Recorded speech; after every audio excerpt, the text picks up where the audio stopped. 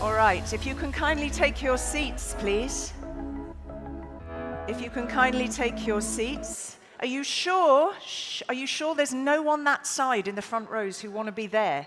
Because you've sort of got the worst view with the great big perspex block. You're good? You're cool? Okay. All right. I will just let everybody settle. Do we have everybody in the room? We have you, sir, who needs to be in the room. That's the most important thing. Do we have both of our opening speakers in the room? I'm just checking. Do we also, can the Commission just confirm to me, do we have our Cyprus Minister of Agriculture in the... Yes, you're there. Perfect. We cannot start without you. All right. Fabulous. Okay, please settle. Esteemed speakers, dear audience, so those of you here in the plenary at Carob Mill and those of you in the listening rooms, if you are in the listening rooms, and those of you who are joining us again online, thank you so very much. You missed a party last night, apparently, I'm just going to ask, who threw some shapes last night? This is a very English expression. Who danced? Who danced? Threw some shapes. Were they good shapes? Were they bad shapes? Everybody danced. I was working, preparing for today, actually. So, there you go. Good. Were the shapes bad because you were slightly inebriated, or were they just bad because you're not good dancers? The latter. Oh, I don't know if I believe that. All right. So, very, very warm welcome to this second day. As you all know, the theme of this is Shaping Europe's Blue Future Together, and the organisers and hosts are the same as yesterday, the European Commission, the Shipping Deputy Ministry of the Republic of Cyprus, and the Limassol Municipality.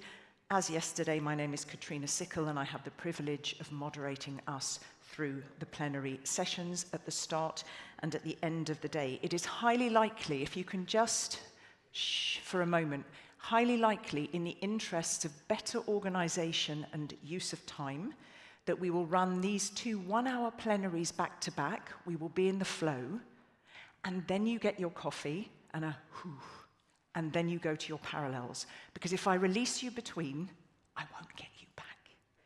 I annoyed a lot of people yesterday going, come on, come, and they were like, whoa, chill, we're in Cyprus, okay? So, we will run them back to back. Okay, very rapidly, we've got the lovely Fanny with us again, our graphic illustrator. Let's have a look. This was from the opening session yesterday. I think you would probably agree that the words in blue in capitals, dialogue and cooperation, no surprise, you know this from being in this sector. In any sector, you basically can't get much done without it. And also, Fanny, perhaps we can show that first session, which was a really good conversation around the MFF. Does it match the ambitions of the Ocean Pact? So here you go. You can see our fabulous speakers there. Charlina, you're looking off into the distance in a wistful and determined way there, I think.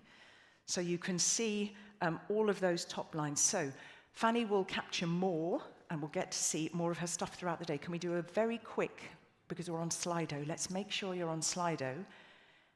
Having a memory of that, and last night, when you were networking between the dancing, or with the dancing, I'd like to ask you a question for a word cloud, which is, what is the topic that you most discussed with somebody else in this community last night? Before, during, and after the dancing. What was the topic that was kind of uppermost in your mind that you unpacked with somebody? Oh, you're funny. Oh, okay. All right. Thank you. Bag of cash. See, somebody was doing the right thing, CFP, which is brilliant, because this is what we're about to look at now. So thank you for whoever took this entire event seriously.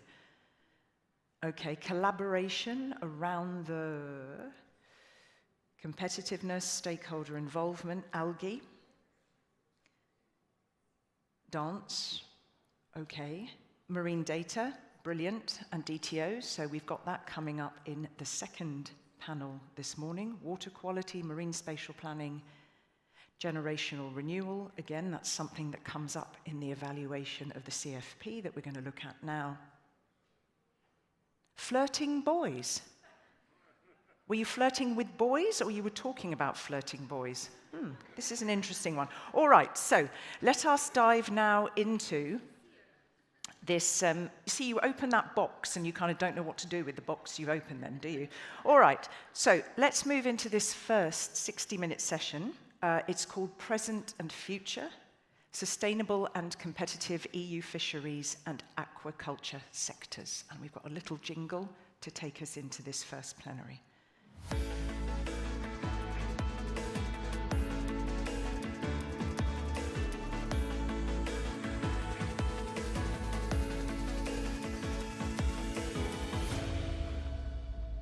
All right, now I'm aware that you've got lots of parallels today, so I'm going to allow you to prioritize those for raising your voice, because again, I've got an hour and 6 speakers, so I might not be able to. It might be tough to take something from the floor, but again, I feel confident that we will cover a lot of ground. So we are looking at those sectors in the light of challenges, contemporary challenges, climate change, also demographic decline, all the technological transformations that are out there, and the geopolitical tensions, and so much more. So there's kind of we're looking in 2 ways in this session. We're looking back, we're glancing back, and we're briefly debating the findings of the Common Fisheries Policy Regulation Evaluation, published at the end of April. And then we're looking forward towards the Vision 2040 for fisheries and aquaculture, and that, as you know, is due to be adopted in September. So we're kind of asking the question, what should the sector look like 15 years from now? And the reason I just said the generational renewal, because I know in that vision, that is one of the issues, workforce generational renewal, alongside the supply and demand of aquatic food, financing, governance, infrastructure, all of those things that you know about so well. Okay, so this conversation is happening at a key moment because it can be embedded into the consultation strategy for that Vision 2040. We had the Ocean Days in March. We actually had a youth dialogue here on Tuesday, the 19th, and there are various other bilateral consultations. But I don't know all that blah. The person who's going to tell you a little bit more and set the scene is, of course, the Commissioner for Fisheries and the Ocean, Costas Kadis. It's lovely to welcome you back. Thank you for being here. Warm welcome to the Commissioner, please.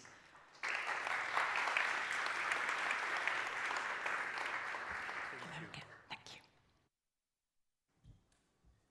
And I would like to thank you and all the people here, the scientists, the policymakers, the representatives of the sector, of the industry, of the blue economy sectors, of the local authorities who are making this European Maritime Day a success.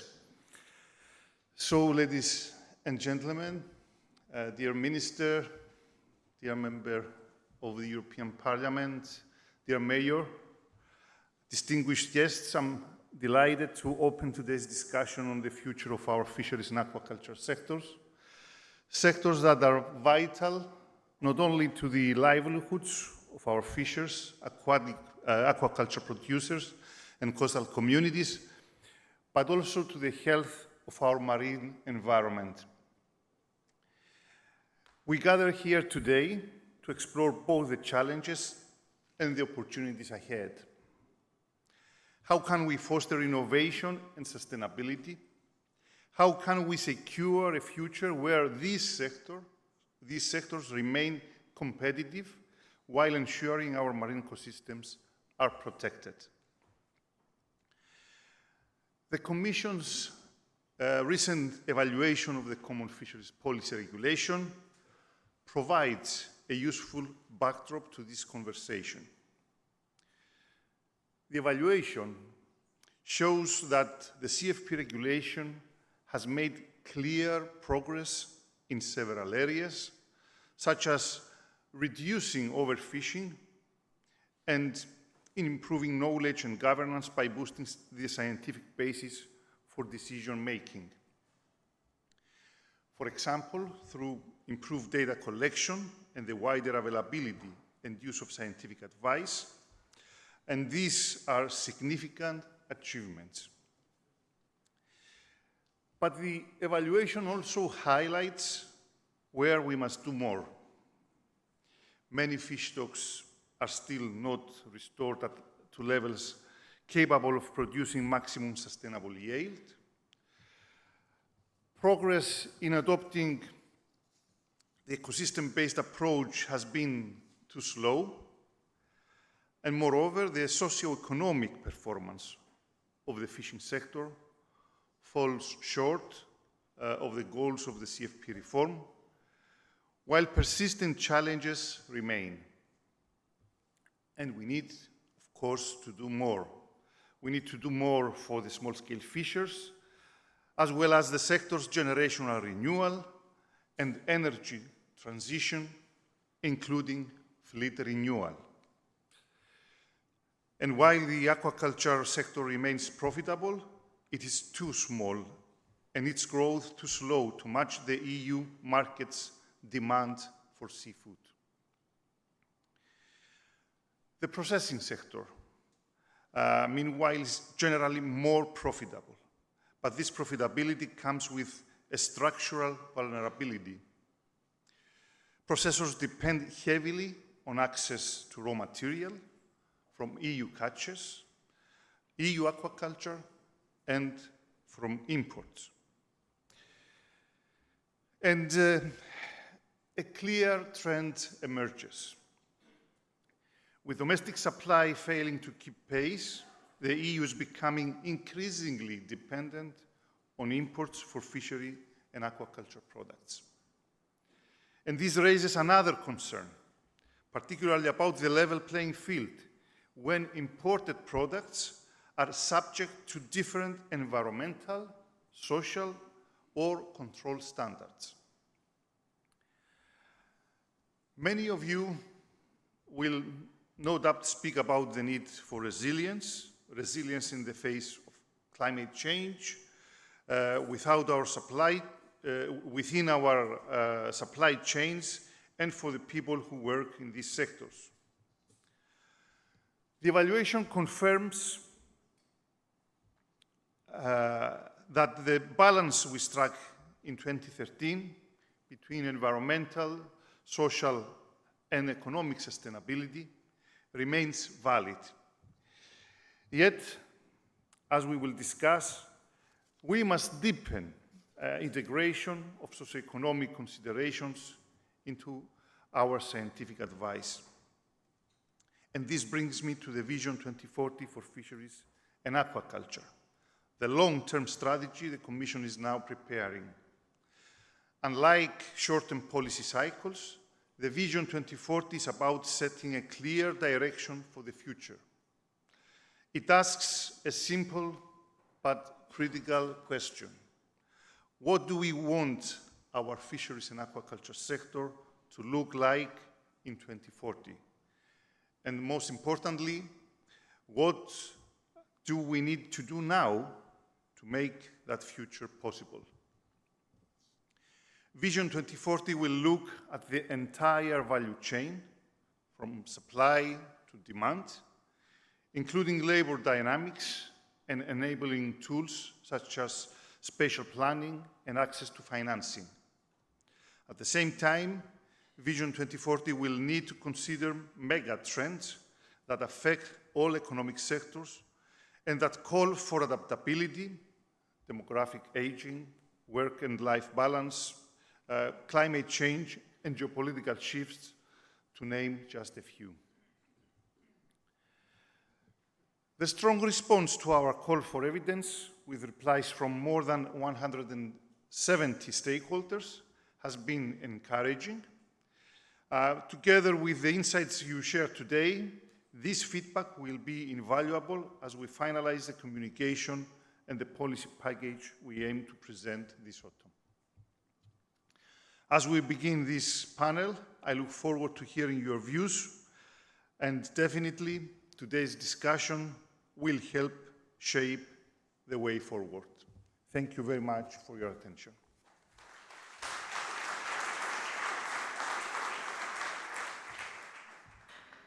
Thank you very much, and also for headlining some of the key findings from that evaluation. I'll turn to the audience more on who has actually looked at it and read it momentarily. But first of all, it's my great pleasure to invite to the stage the Cyprus Minister of Agriculture, Rural Development and the Environment, Maria Panayiotou. Over to you. Thank you so very much.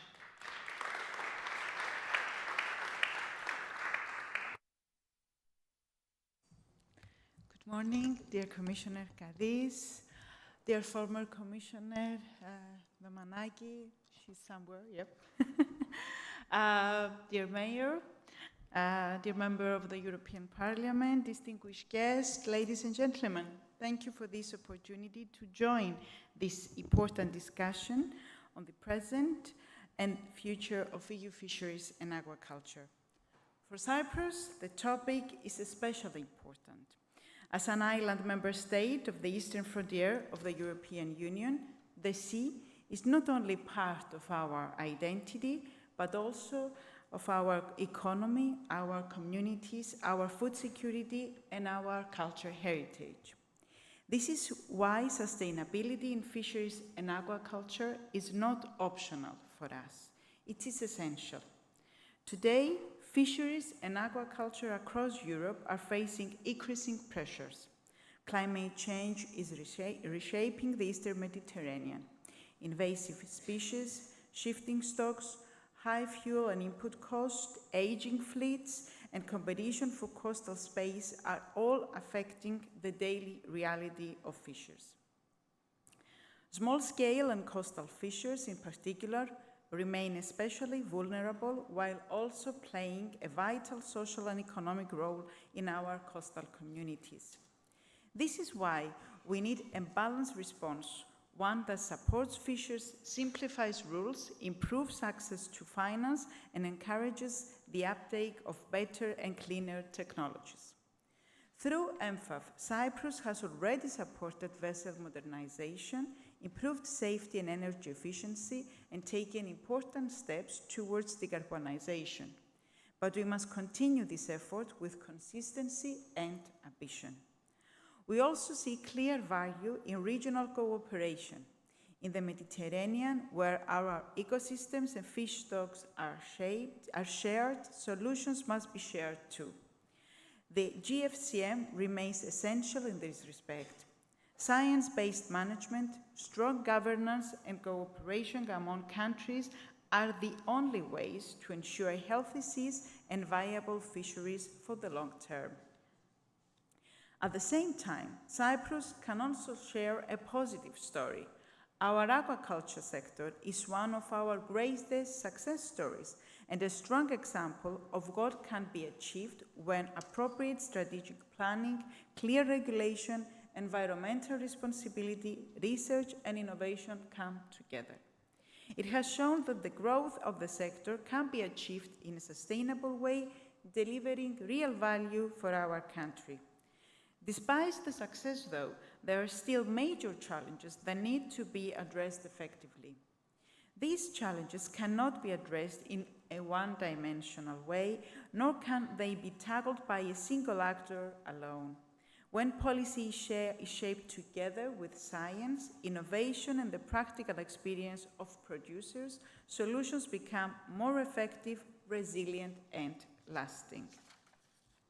The future of aquaculture will depend on our ability to combine growth, innovation, and environmental balance. This requires targeted policies, effective financial instruments, and the use of innovative technological solutions that reduce the environmental footprint and strengthen the viability and sustainable development of the sector. Through cooperation, a shared vision, coordinated policies, and the appropriate tools, we can ensure that aquaculture and its further sustainable development continue in a way that is economically viable, socially acceptable, and environmentally compatible. Looking ahead, our vision for 2040 is clear. We want a fisheries and aquaculture sector that is resilient, competitive, climate neutral, and attractive to young generations.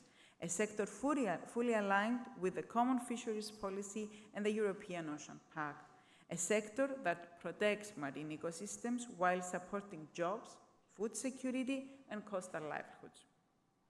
In this context, the Cyprus presidency has placed sustainable fisheries and aquaculture high on the agenda. Over the past months, we have already held important and productive discussions, including the Agriculture and Fisheries Council earlier this year and the recent Informal Fisheries Council in May, where ministers launched the first political exchange on the evaluation of the common fisheries policy. One important milestone remains, the June Agriculture and Fisheries Council, where the Commission will present the evaluation of the common fisheries policy. Our aim is to ensure coherence across these discussions so that they support a realistic, inclusive, and forward-looking pathway for European fisheries and aquaculture while remaining fully aligned with the objectives and safeguards of the CFP.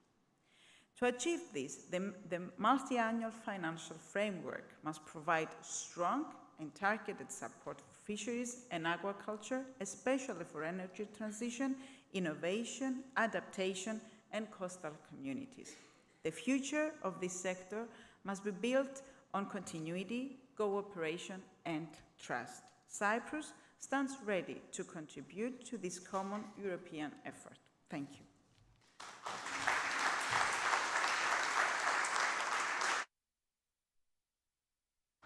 Thank you very much, and also just for unpacking there a little bit some of the important stuff that I think we will hear in this and other sessions, the use of technology to decarbonize, attracting younger generations, so the generational renewal, so attracting being the absolute correct word there, and getting all the right stakeholders around the table at the right time, not least the researchers.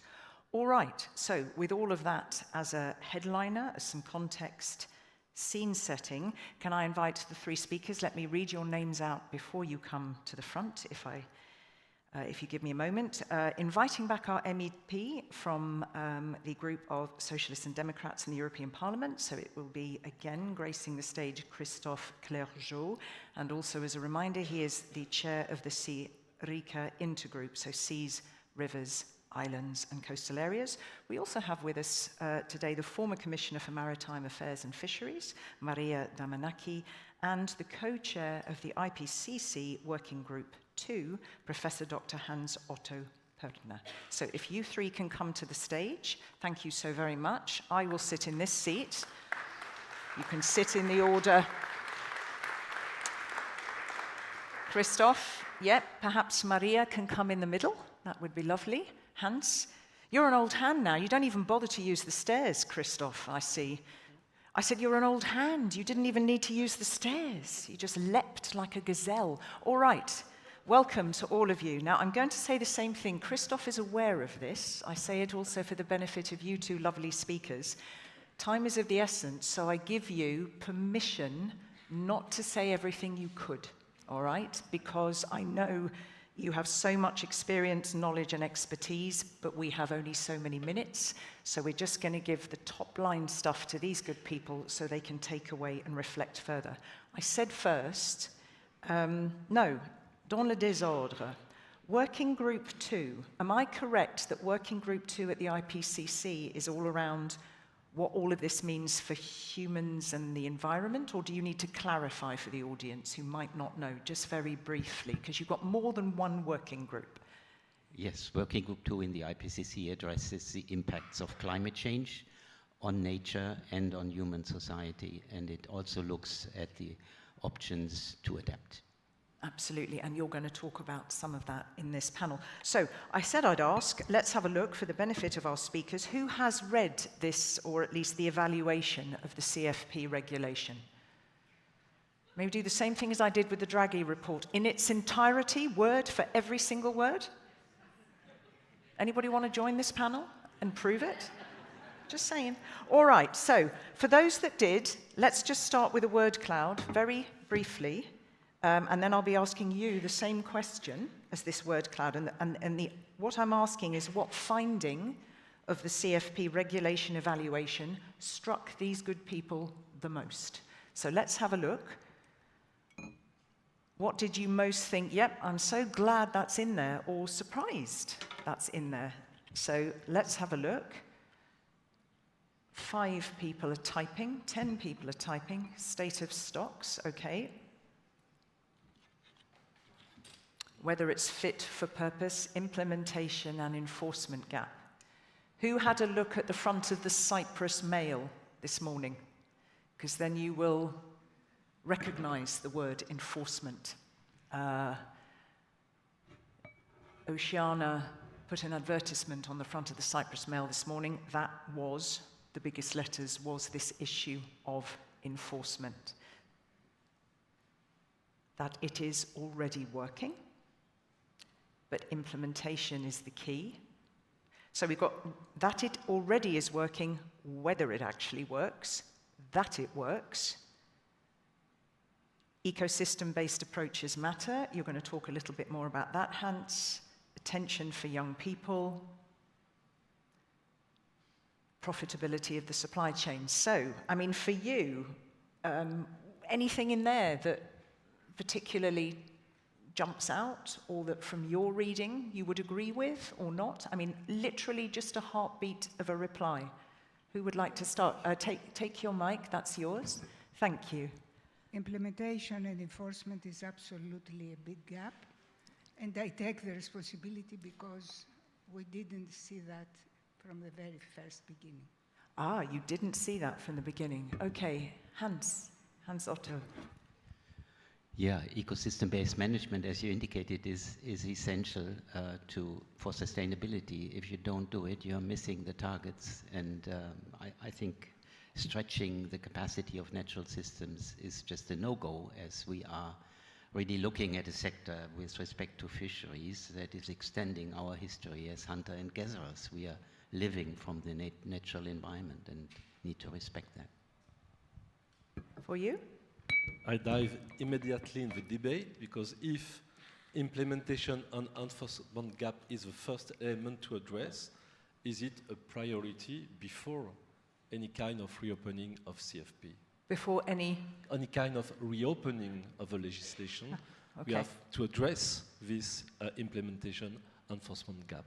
Okay, so let me remind you all, the reason why I'm so insistent you hold the mics here, it's not so much in the room, it's for the people who are online. Unless you do, they don't get to hear you, and there's a lot of people online. So let's stay with you, Christoph. So, okay, if implementation enforcement is an issue, why would we kind of open things up? I mean, a few more of your views. Do you think from your reading that the evaluation does reflect the main challenge facing the fisheries sector at EU level? And if you look ahead, and also because we've got this Vision 2040, just one, maximum 2 areas where you would say, Kat, this is where the EU needs to focus efforts. He knows now. Je le cadre. J'essaye de te cadrer. Yeah. Voilà. Over to you. So, first, in the Parliament, we are very cautious about any idea of reopening a legislation, because we have the experience of omnibus. So, targeted revision can be necessary, but it's very difficult to control it and not to go to jeopardize all the legislation. And one of the key findings of this evaluation is that, and Mr. Kadis underlined that, the global framework is still valid, and there is a lot of enforcement implementation gap, but in link with some elements which are not in the legislation. It's implementation at national level, the beginning of implementation of control regulation, but also, and you referred also to that, climate change. We totally change the approach of the management of the stocks, source to sea approach, and the quality of near water, how to manage the sea-land interface. It has also a great effect on aquaculture and fisheries. So what we need first is to build this vision for the future, and then to see where are the solutions, and to limit the necessity, if it is necessary, to reopen the legislation. And free proposal, not two, free proposal on our side to get into that discussion about this global framework. First, what we call a fishery transition facility. So yes, public money to support the renewal of the fleet and to change the practice of the fishermen and to support in priority small-scale fishing and low-impact fisheries.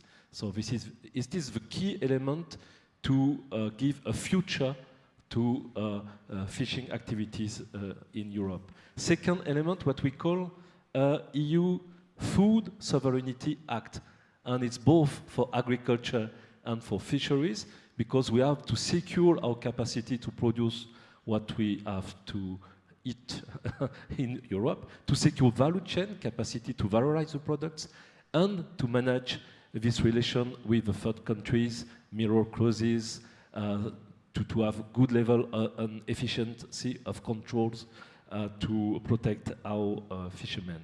And third, what we call it's a morning, huh? No coffee.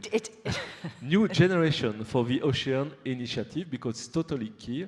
We need a package to encourage young people to go into that sector, but it's about ocean literacy, it's about training, it's about skills in general. There is a lot to do. So to finish, we do not forget the Ocean Act, we do not forget the strategy for island and coastal communities, is all that tools we have to build in a coherent way. And then we really think that that perspective, these new tools, this strategy is the best way to prepare the future and to deal with this implementation and enforcement gap. Thank you. So you would spotlight, you said then, make the money public through this facility, renew the fleet, protect the fishermen, but also in the same way, protection under a Sovereignty Act.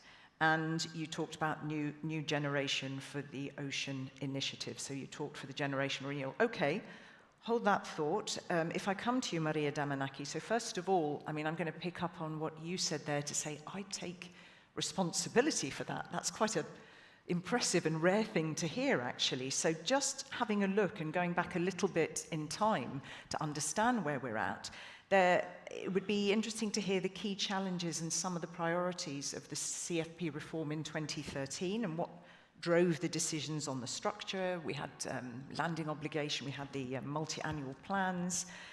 And so from that, how you assess, what are the strengths, what are the weaknesses today?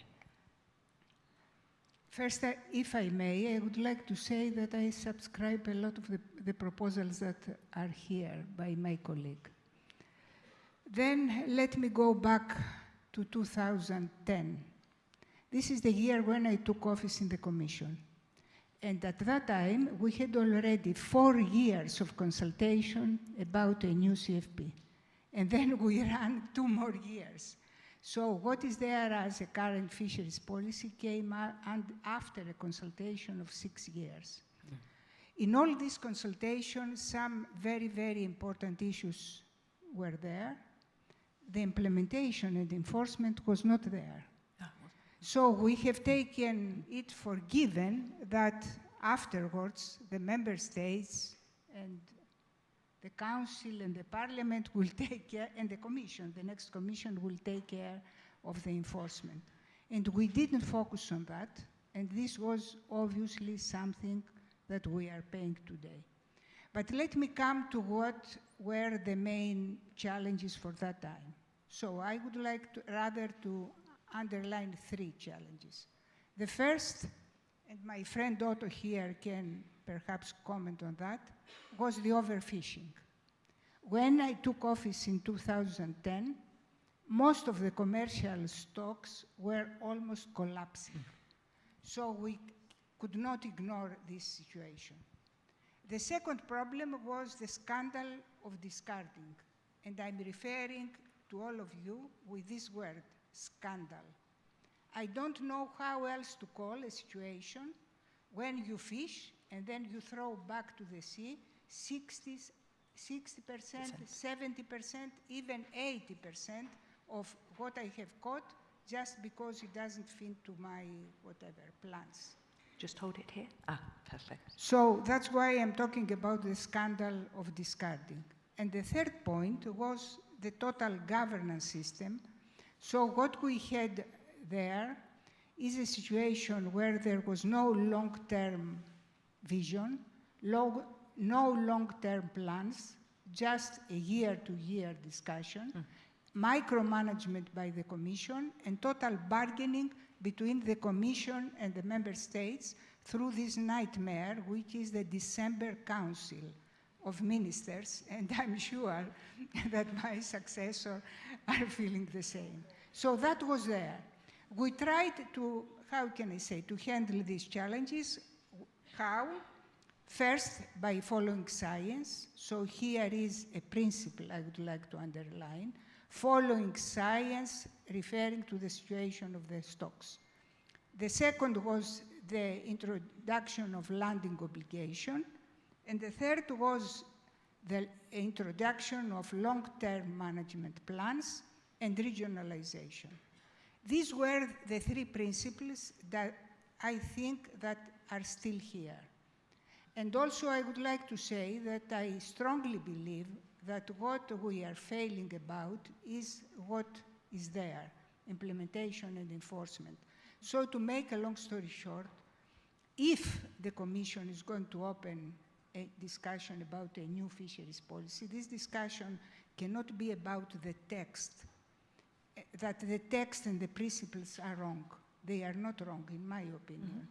But what has to be, how can I say, faced, of course, is the implementation and enforcement. So if there are news about, for example, implementing artificial intelligence, or if we have any other new ideas about how climate change can affect and whatever, this has to be there.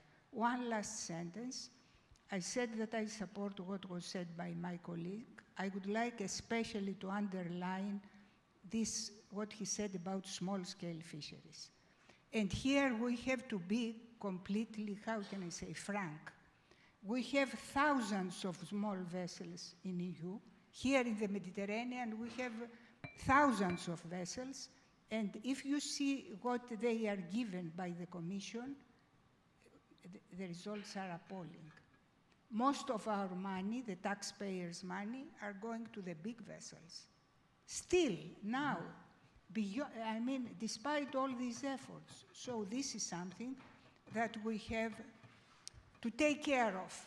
I'm not saying, I would rather suggest something like ring-fencing money for small-scale fisheries. And why I'm proposing that? Because there is not a level playing field out there, guys. This is not a level playing field. If we had a level playing field, I would rather say, go and do your best to take money. But this is not the case. Okay. Thank you. And here again, I will say to you, but I think you grasped it.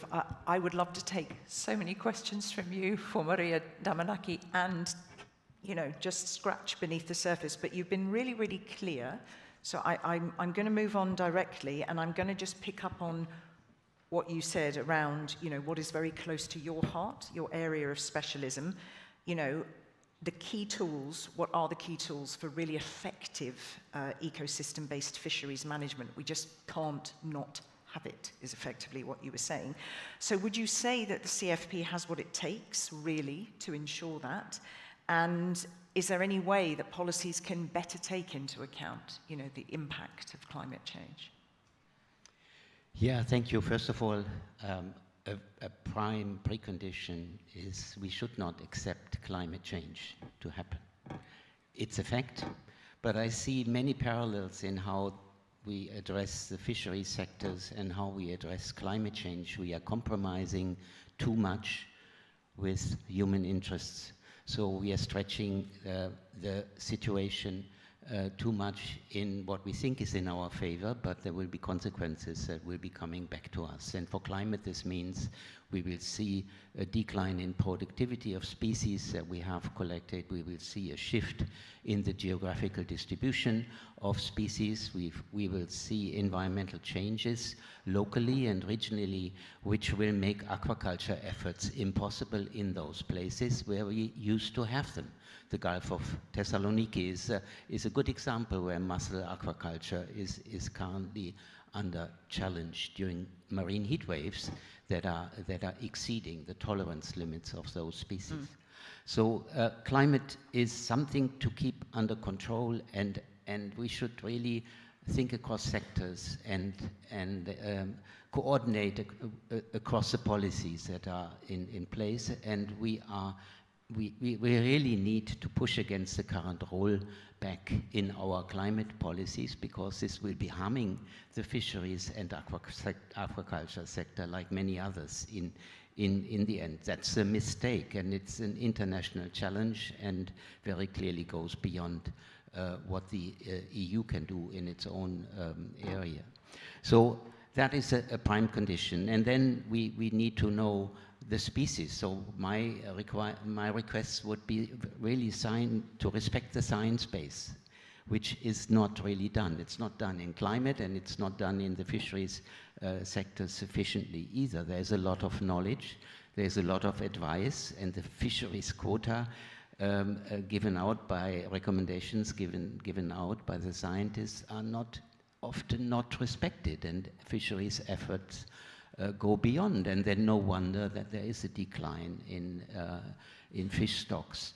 So knowing the species, knowing the habitat, and knowing the productivity and its limits of that species, I think, are very important aspects to be covered. And yes, we need simple indicators. So the maximum sustainable yield, I think, is quite a nice indicator to reflect those environmental background. But we need to improve the environmental background. So having the overarching influence of climate change reduced, I think, is important. And we also need overarching measures to be put in place, like spatial planning. We need to accept the recommendations of the CBD as a minimum requirement. We need to set aside 30% of the area and protect it. Also in the ocean realm, we need to set aside migration corridors for species, and with these overarching methods, I think it would be much easier to balance individual and group interests, which have caused these hugely detailed regulation efforts that are in the documents. And I'm so impressed, but if the foundation isn't right, we can, all the complications won't help us. We need to really get the foundation right. Can I just come back on, I mean, obviously, also given the nature of who you are and the work that you do, just a quick one, please. When you talk about science, and you said there clearly, and you know, there's this wealth of science that's there, and very often it's ignored. We do live in an era where, you know, COVID was a very good example, where science very much came to the fore. It was also bashed, but it came into the limelight. I can sit on panels sometimes, and there's been occasions in the past in this sector where I'll hear from certain stakeholders, but we have other science. That's your science. We have other figures. So do you feel that that's part of the reason that often the science is ignored, or it's just because it's not reaching policymakers, or just briefly, what's your feeling?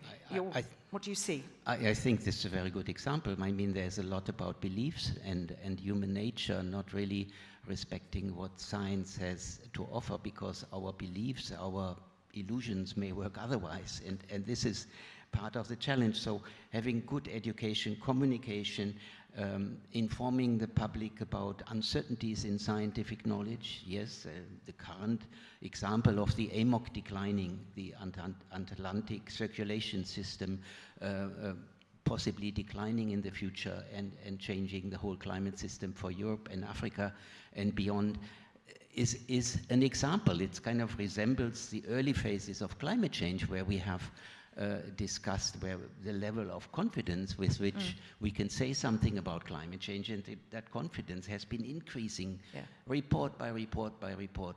So there are certain areas of science that you can trust, and there are certain areas of human beliefs that you should distrust. Thank you. I'd like to just move now on and weave into the conversation this Vision 2040. I feel I should just throw one. Who would have a question for Maria Damanaki? Does anybody in the room have any question? Or I'm just being, no, you're all good in listening mode? This is wonderful if you are good in listening mode. Okay, do you? Is it short?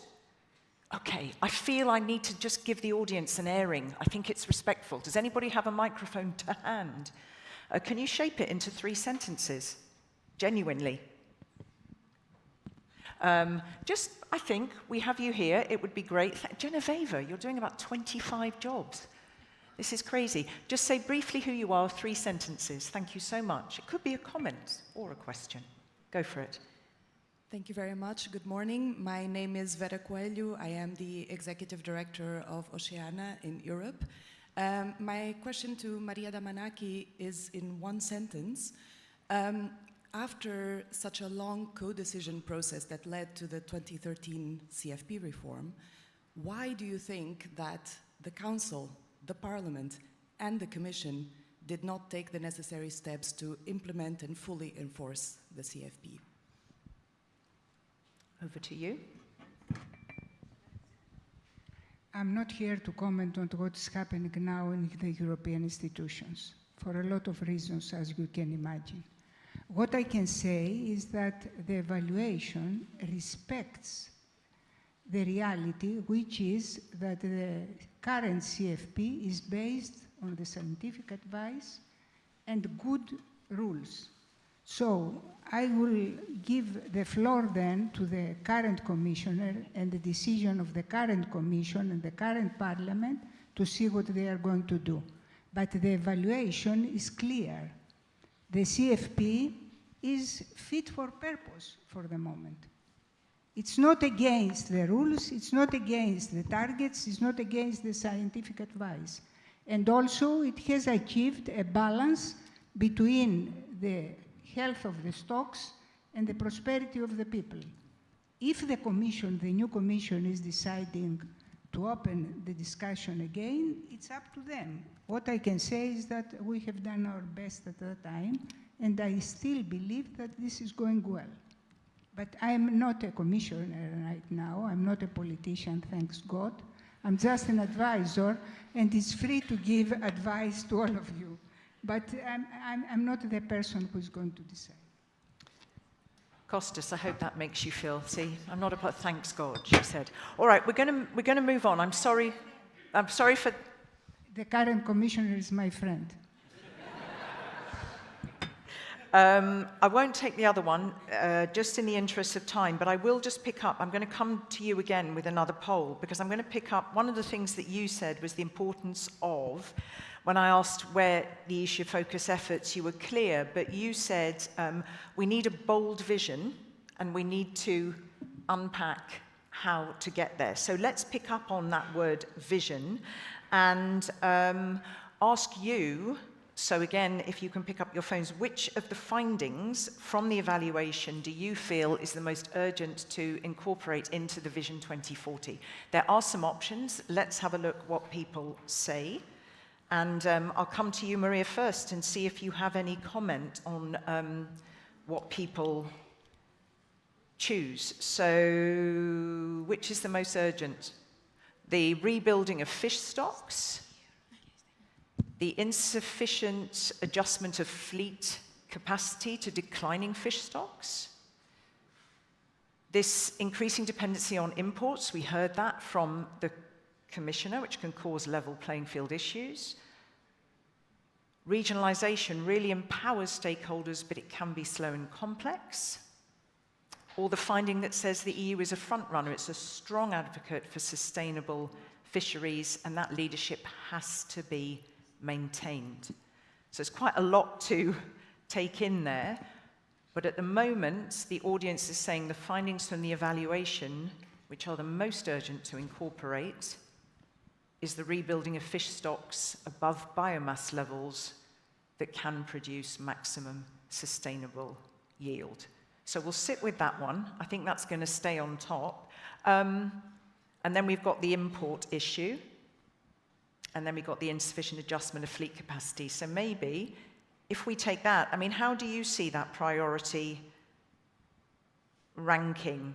And what would we do with that for the Vision 2040? How would we incorporate those concerns and those opinions?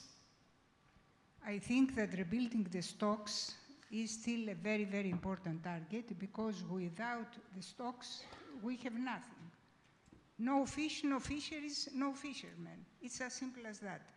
But then I would like to comment a little bit about this import case, because yes, we import a lot, and since our stocks are limited, referring to the demand of fish, I think that this brings us to aquaculture.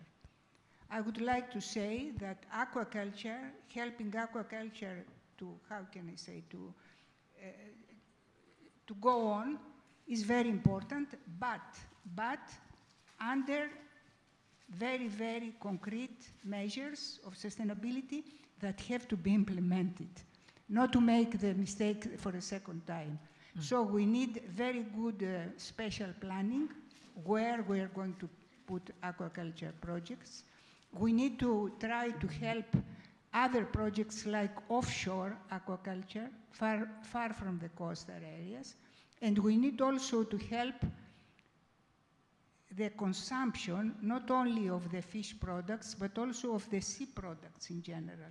So we have seaweed, we have bivalves, we have all this, and these species are connected with restorative aquaculture. You know, if you have an aquaculture project for bivalves or for seaweed, you can help the environment instead of taking from the sea. So all this has to be. Do you think we also need a better narrative, I don't know if the word is more transparency, with the public on aquaculture? I think, yes, we need transparency, but also we need to be frank about what we are doing. So the people who are saying all that have to have in mind that in some fisheries, we discard 70% of the fish we take. So if we want not to import, if we want more fish, we have to solve that problem too. Christoph, before I come to my question, I mean, I'm going to ask you first how you see this ranking here. So first, I support what you say. And you are not a politician, I am, but thanks to Europe Jacques Delors and Fondation Ocean Azul, we have the opportunity to discuss in visio, so I'm very glad to be physically with you today. I would like to insist in complement on one aspect. The future of the stocks also relies on the good environmental status of the oceans as a whole. Yes.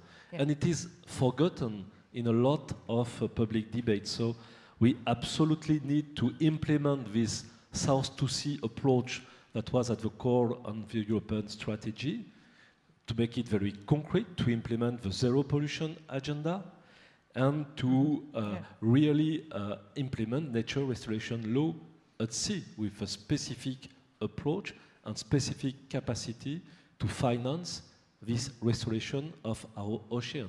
Because if we do not do that, the impact of these global changes on fisheries will be terrible. And no public policy can do anything in front of climate change and loss of biodiversity. So I think it's totally clear if we want to address this point A, and it is closely linked with the global objective of the Ocean Pact and Ocean Act. It is in link with maritime spatial planning also. We must share this global vision of a good environmental status of oceans. Thank you. I'm going to bring in another, just stay with you, and then I'll come to you, Hans, and ask the same thing, you know, to please comment, and then go in a different area. But for you, let's come back to aquaculture and fisheries. These good people know it. We talked about it yesterday. All of these are interacting with other blue economy sectors. You've got offshore energy, you've got tourism, you've got maritime transport.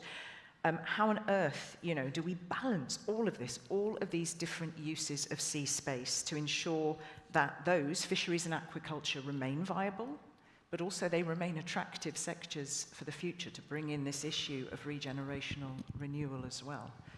How do we tread that line?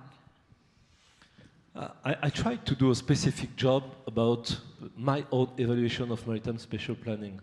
My main finding was this is no maritime spatial planning, in the sense that we do not take the ocean as a starting point in an ecosystemic approach.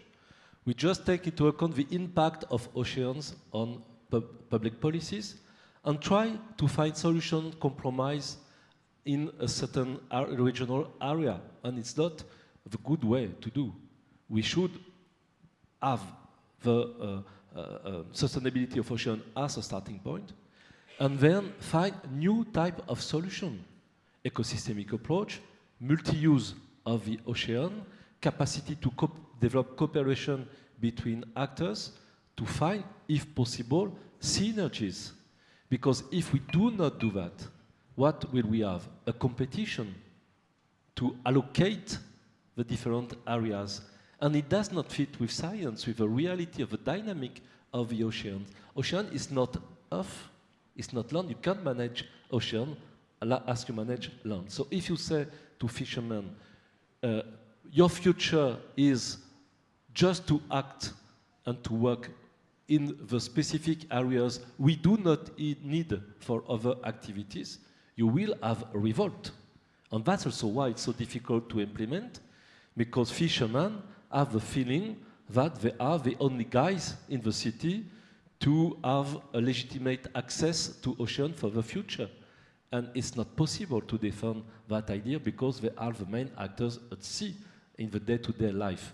So we really have to event together how to share, to manage together, to develop multi-use, respecting ecosystemic approach of ocean. It does mean a lot of innovation, scientific, technological, but also socio-economic innovation.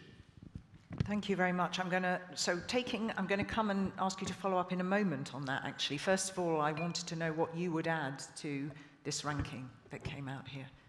That is about right, and I've already said that maximum sustainable yield is a good indicator, but we need to be very clear that this is changing in a way that the productivity of species is changing in light of the shifting baseline of climate in different systems in European waters, and there are many different local climates to be considered. There are some fish stocks that are already collapsing under climate change, and any effort would be in vain to think that we can bring them back to maximum sustainable yield as it has been maybe 30 or 40 years ago.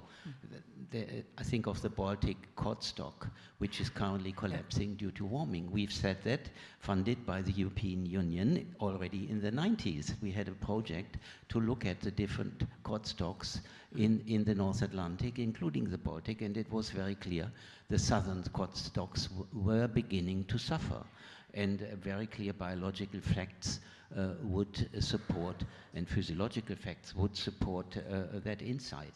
So it's not a constant number, the maximum sustainable yield. Shifting baseline is involved. Thank you. So just picking up on this, and I mean, I'm condensing it massively, but you're feeling that in order to balance all of these different uses of sea space, all of the different needs, we're not quite approaching that in the right way to having these conversations at the moment. Again, if we go to fisheries and aquaculture, how can we make sure that those are more viable, more economically viable for coastal communities, but really make sure that the environmental goals stay firmly in mind? As it stands, is that reconciliation possible, or do we need to just get tougher decisions? Yeah, I would actually like to join Maria here in emphasizing that the EU in those environmental regulations is a big success story. It has been a big success story. And whenever it has fallen short, it was due to other interests being placed against these. You can see that currently under climate change, there is the interest of the German car industry and what policy makers in Germany think is best for German industry, watering down the climate policy. It will harm, in the end, fisheries policy. So I think it really needs policymakers at EU level to take a clear stance and stick to their decisions. We also have very good regulations and laws in the climate context. Even Germany has such good laws, but policymakers have a tendency to abandon those clear regulations because they compromise. So when you emphasize, Christoph, the compromise, yes, compromise is needed, insight is needed, but there's a limit to compromise when you start compromising the natural background, the life-sustaining functioning of the systems that we live upon. And the business report just released by the biodiversity panel, by the IPBES, has emphasized how huge the extent is that we depend on nature to be alive and to support our economic activities. Absolutely, and as, you know, going back to what Christoph said, if we don't have the health of the oceans and seas, if we don't have that quality, well then everything, nothing, there's nothing. Okay, I'm going to hold things there, if I may, because I'd love to be able to stick to time. Did you, before I invite the Director General of DG MARE to join us, she's going to give some closing remarks. She's been listening, so we can stay in place. Is there anything, but it has to be a sentence that you didn't get to say in this conversation? Please, Maria, yes. Just a sentence. I would like to praise the Commissioner and the Commission because they are taking this initiative about Ocean Pact and Ocean Act. And this is exactly what we have described, to try to put, bring a balance in all these vested interests that sometimes confronting each other. So if this enterprise is going to work, this will be a great achievement for the European Union. Can you say something positive? Yes, of course. See, I can say that to him. In the same perspective of the Ocean Act, when we have a look at our debate and the input from CIDO, we need two elements. First, a real sea basin approach, because if we have regional approach of fisheries without regional approach of maritime spatial planning, we have a problem.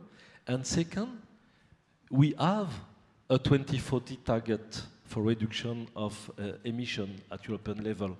So the difficulty for the Commissioner will be setting the Ocean Act, how to define targets in the Ocean Act in coherence with not the 2030 targets, but the 2040 targets, highlighting the path towards the future to combine restoration of our ocean, tackle climate change, and sustainability of fisheries. Yeah, thank you. I would emphasize this. There is a lot of sustainability interest in the fisheries and aquaculture sector. They're closely linked to the environment. There's a lot of local knowledge that needs to be mobilized in order to protect those. And I would request the policymakers at all levels to go beyond silo, leave their offices, talk to their colleagues in other sectors, and really make sure that these regulations are matching. So climate regulations, matching fisheries regulations, and really your sector could be a very strong voice in the economics system in Europe to say, let's stick to the environmental targets that we have, and then we are already a good step ahead. And I would add, thank you, and I would add to what you said, other policy areas would include actually agriculture. Often there's, I sit at events in this sector and there is that conversation between, you know, agriculture, marine maritime affairs isn't happening. There's land runoff, there's all sorts of other things. There's the proximity to coastal communities, so that would be really important. And of course, as you've said, and also the energy transition.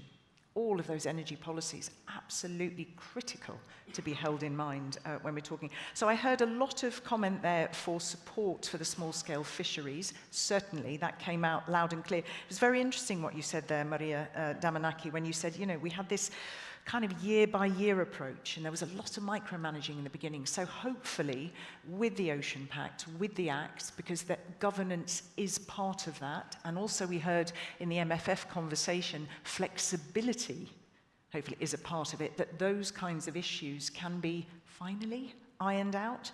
But good to hear that there is a lot of stuff working. But what is clear, and we heard it from the audience member there, is the enforcement and the implementation, which came front and center. Come on, there's stuff still to be done. Let's not kind of sort of start throwing everything up in the air when we're not actually enforcing. And very interesting what you said, the impacts of climate change happening so fast that these maximum sustainable yields, they ain't fixed, and they cannot be fixed. So thank you very much. Just a couple of minutes from you, if I may. Can you please come to the floor? First of all, sorry, please stay with us. Can you please give very warm applause to our three? Oh, you can stay if you like. We can listen if you like. Is it okay?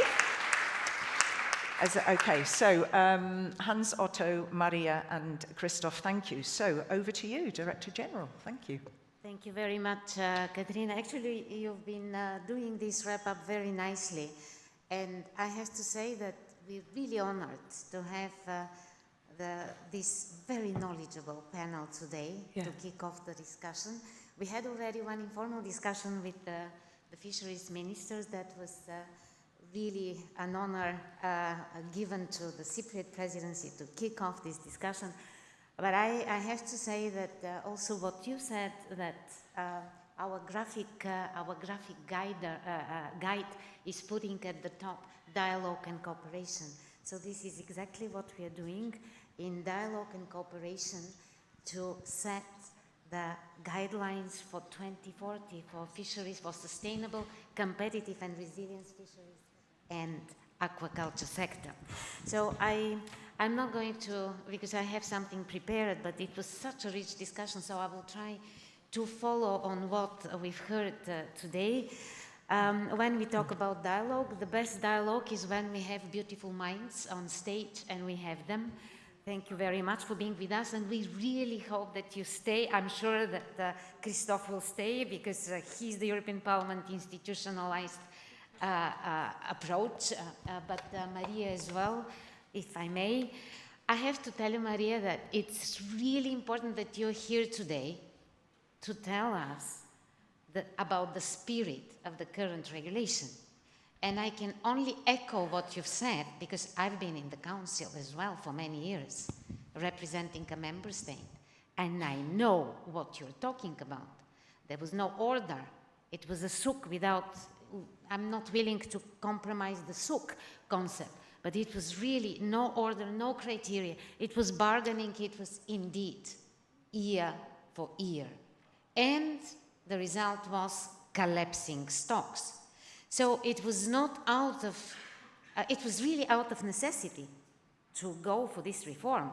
There was no other choice but to go for science and for long-term vision and for doing something with all these discards. I didn't know that yesterday I heard the figure of 90%. That is not normal. You just retain 10%. So thank you for reminding us about all that. I'm also surprised that you were saying that implementation was not in the minds at the time, because the by default is that we implement our rules. We are all the time claiming we are rules-based society. So I would imagine that everybody, not only the institutions, but also the member states. So it's a bit of a surprise that now we clash between our assumption that we are going to implement properly and the fact that the implementation was not as such as expected. So we have to do something about that. And I'm saying it with all the responsibility of the Commission as well, because the Commission is the guardian of the treaty. The Commission should make the implementation fall into the right place. So we take this message as well very strongly. Now, I'm also very happy to hear about all the links, and all the speakers were making the links between legislative initiatives. And I fully agree with you, Christoph and Maria, and Professor, I can't say Otto, I will continue with Professor. I'm really happy that you are all making the link with the Ocean Act. And indeed, just the assessment of the stocks is not enough, because we need to make our conservation measures fit for the objective, to make them sustainable, to make them healthy. It's not only that we have to reflect the status quo and say, now they're deteriorating, we fish less. No, we have to be proactively trying to keep up the ecosystems that actually sustain the stocks. This is what we need for our fishers. We need the stocks to be healthy. And I'm also very happy that 45% of everyone in the room, and this is quite a diverse auditorium, that 45% of you think that the stocks are essential. And I have to say that I didn't put the stocks because I knew that the stocks will come forward. So my vote is not there. So the stocks, link with the Ocean Act, absolutely the good status of the ocean, linking all the policies, and I'm so happy to hear that as well, because the Ocean Pact, when we were designing it in the Commission, and I'm really thankful also for holding the palm to our Commissioner, to have the reference framework starting with the ocean. So this is what the European Ocean Pact is about. Not to make stretching, and we discussed with the professor yesterday, not to stretch the limits at the expense of the ocean, because it returns. You know, our slogan is, we have to sustain the ocean in order for the ocean to sustain us. And this is so much valid for our fishers and for our aquaculture producers. Then, so this link, and I really take it as a very strong message, that many of the things that we see today are ailing at the expense of the future of our fishers can be fixed with different tools, not necessarily the CFP, but we should not exclude that. Huh? We have to be completely open-minded. We have to be open-minded. Then, a couple of other very important things, and from the Professor Pörtner, I take stretching the limits. We discussed it yesterday. When we stretch the limits, in our favor, it is always short term. We actually undermine the future of the next generation. Because what we take today, and we are bound not to take, but it's a little compromise, that actually undermines and makes us fake when we say we are thinking about the future generation. So we have to be quite prudent about that, about the stretching. And I also take the fact that biology is biology. Even when we talk about MSY, it's not a fixed concept. And MSY, even if we want to be, because we indeed have the long-term projection now, and we are happy about that, but it is evolving, so we have to take this evolving element in what we are doing. There was a lot of talk about science, and probably, and I know, I observe it in the councils, that very often the discussion comes out, but this science is not good, but the concept is best available. We cannot say that because we don't have the 150% of the picture, that we are not going to take a measure. That's why we have the precautionary advice. But from being so many years in this council, I have to tell you that only recently we started taking into account the precautionary advice. We were simply not taking it into account. And we have to be honest. And when we say that the stocks are not recovering as fast as we want, there are many reasons behind. And many of these reasons are these compromises year over year because of, you know, certain convenience reasons. There is a lot there. I'm not there to be able to really capture all the debate. Okay. Only one comment, last. The second, because I take also the slide on results. The second was the import dependency. And I fully agree with all the comments made about aquaculture. Because we have limits, natural limits for fisheries. Because we need to ask the right question. Why are we not self-sufficient? Is it because the market goes up with its demand? If it is ever increasing, then we are not, with the natural limits, we cannot cover it with fisheries. We have to have a good block covering with fisheries that is sustained and that can remain in the future. But aquaculture is really the tool. And then the maritime spatial planning, the good status of the ocean, and all this comes. But another thing, and this is very close to my heart, the third element was the fleet. And one of the main outcomes of the evaluation is that the assumption related to the impact assessment for the 2013 reform was about restructuring of the fleet. So everything that was there assumed as socioeconomic benefits were linked to an assumed restructuring, and it didn't happen the way projected. And the fleet restructuring, and that links with the facility that Christophe was suggesting, this accompanied transition of the sector is something that we have to take care of, because with the current fleet, numbers, disbalance, and the need for energy transition, we will not have the profitability that will attract the young generation. Our young generation is smart. They're not going to enter a sector that is not profitable, that will depend on ailing stocks, and would not be able to take a bank loan because the bank will say, but there is no fish in the sea. I'm not going to give you a loan. So the fleet is something we can master. The stocks are a bit outside our mind because it's nature. Nature is strong, ocean is big and overwhelming. There we can only take care of. But the fleet, we can master. So a lot of food for thought. Thank you so much for being with us.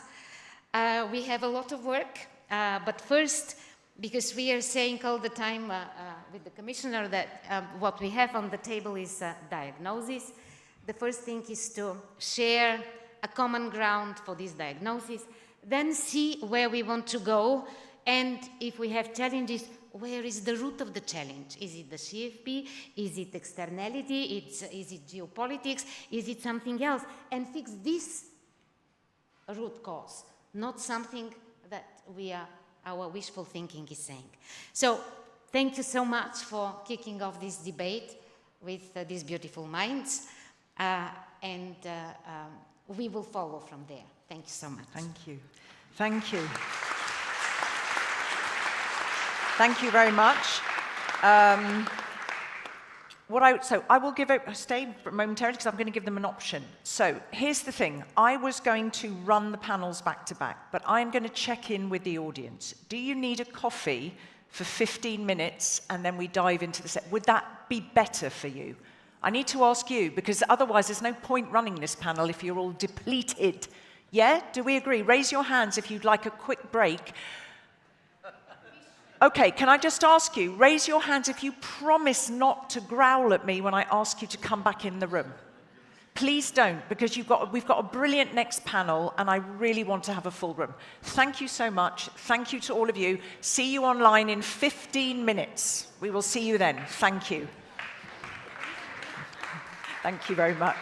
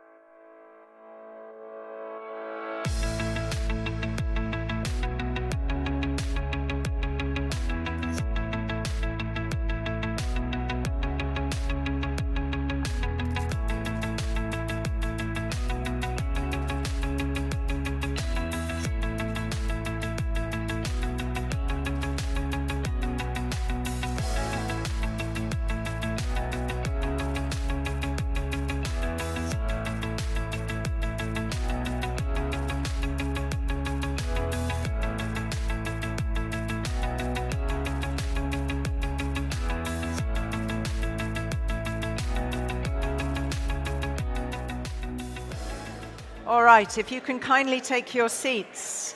Welcome back to those of you online. Thank you for your flexibility. Thank you all. And I salute you and appreciate the fact that you rushed back like fiends, so very good.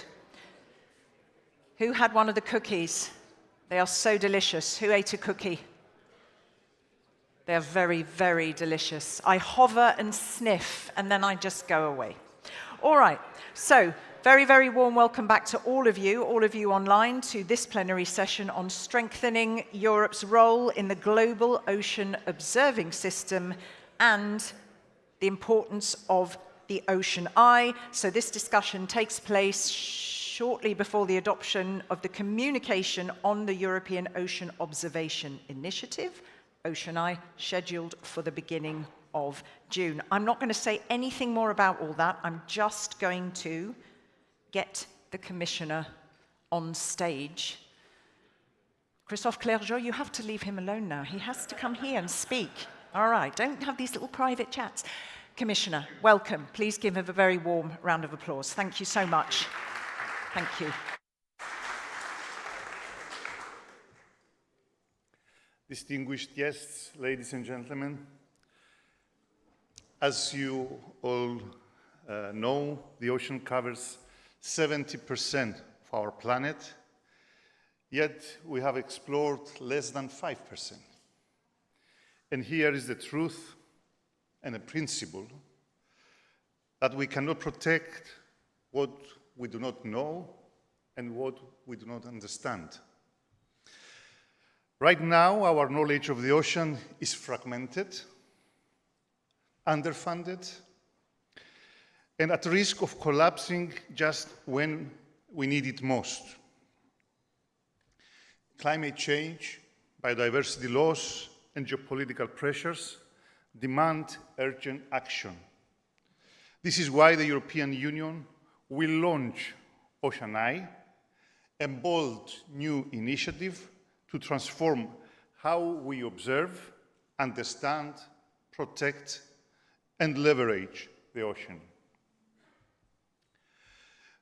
Slated for adoption in 2 weeks, OceanEye will organize, coordinate, support, and help govern European marine knowledge. It will cover ocean observations, marine data, and digital applications to create a unified and efficient system. When it comes to the ocean observation system in European waters, we must move beyond fragmentation. We need better coordination, a strategic approach, and coherent planning of in-situ ocean observation campaigns to fill gaps and improve data availability. But this is not only about Europe. We want our system to contribute meaningfully to the global ocean observation system, GOOS, because we all know that the ocean is one. To achieve this, we will establish an international alliance to support OceanEye in partnership with UNESCO's Intergovernmental Oceanographic Commission. Our goal is to unite EU member states, international partners, the private sector and philanthropies to commit to strengthen their contributions. And our ambition goes beyond science. We also want collective societal ownership, linking science, art, education, and culture to engage citizens in ocean stewardship. Because our policies will be more effective if they are implemented by citizens with ocean awareness, responsibility, and knowledge. As regards marine knowledge, we aim to build a robust, integrated, and multidisciplinary European marine knowledge value chain, turning data into action and science into solutions. This means evolving EMODnet and the Copernicus Marine Service into a single power system, and by 2030, all this data and knowledge should be translated into a fully operational European digital twin ocean, providing real-time insights for policymakers, industries, and communities. Industry also plays a key role, and we will strengthen Europe's competitive industrial ecosystem for ocean observation technologies and user-centered services, ensuring that innovation drives progress. But these ambitious plans for OceanEye cannot come to fruition without investment. Sustained investment in research and innovation, operational infrastructures, and high-performance digital capacities is essential. Europe must secure its ability to deliver critical ocean intelligence independently, operationally, and at global scale. Distinguished guests, dear friends, the time to act is now. And let's be honest, if we don't invest in ocean observation today, we will pay the price tomorrow. In lost livelihoods, climate disasters, and geopolitical vulnerabilities, including our weakened strategic autonomy. But if we get this right, the rewards are immense. Safer coastal communities, a thriving blue economy, and a healthier planet. And it is estimated that every euro invested in ocean observing systems generates a return of 5 to 6 euros in economic and societal benefits. OceanEye is therefore not just about data, it is about securing our future. It is about Europe leading in science, innovation, and global cooperation. Thank you very much for your attention.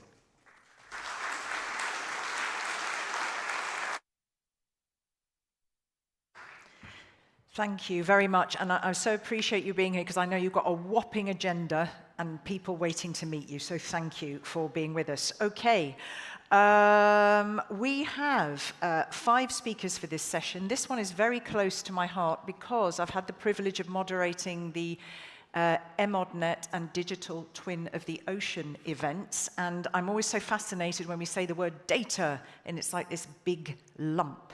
And what's so fabulous about this is that you really go behind the scenes of the word. How do we collect it? What is it? Who does it? What about its quality? How can we improve the collection? Who isn't in the collection that we could bring in? And it links for me to the photographic exhibition that I said is near the marina, where you see the scientific divers and you see up close that some of that data, that kind of data collection in action.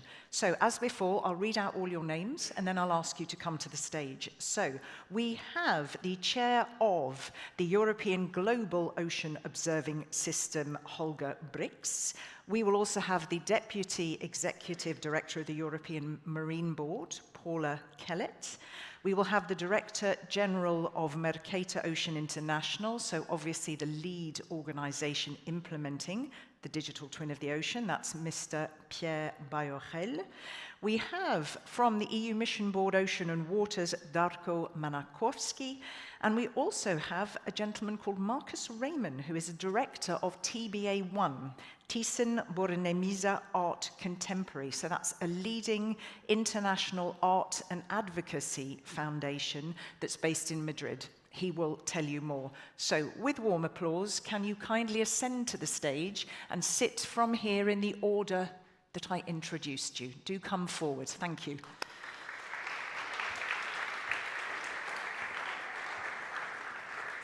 So Holger, if you sit there, perfect. Then we had Paula, we had Pierre, we had Darko, and we had Marcus. Brilliant. All right. So does everybody know everybody here? You're all in this environment. You all know the organizations that are represented. Just raise your hands if you're cool. Yep, everybody knows EuroGOOS. Yep, EU Ocean, Mission and Waters. You will add where you need to add. All right, so I'm going to hear from each of you. We'll see if we can squeeze in a couple of questions from the room with a raised hand. It would be lovely to give some air to the audience. Let's see how we go. The Commissioner mentioned there, it's no surprise to you, you know this, you all know this, that European ocean observing does still remain both fragmented and underfunded.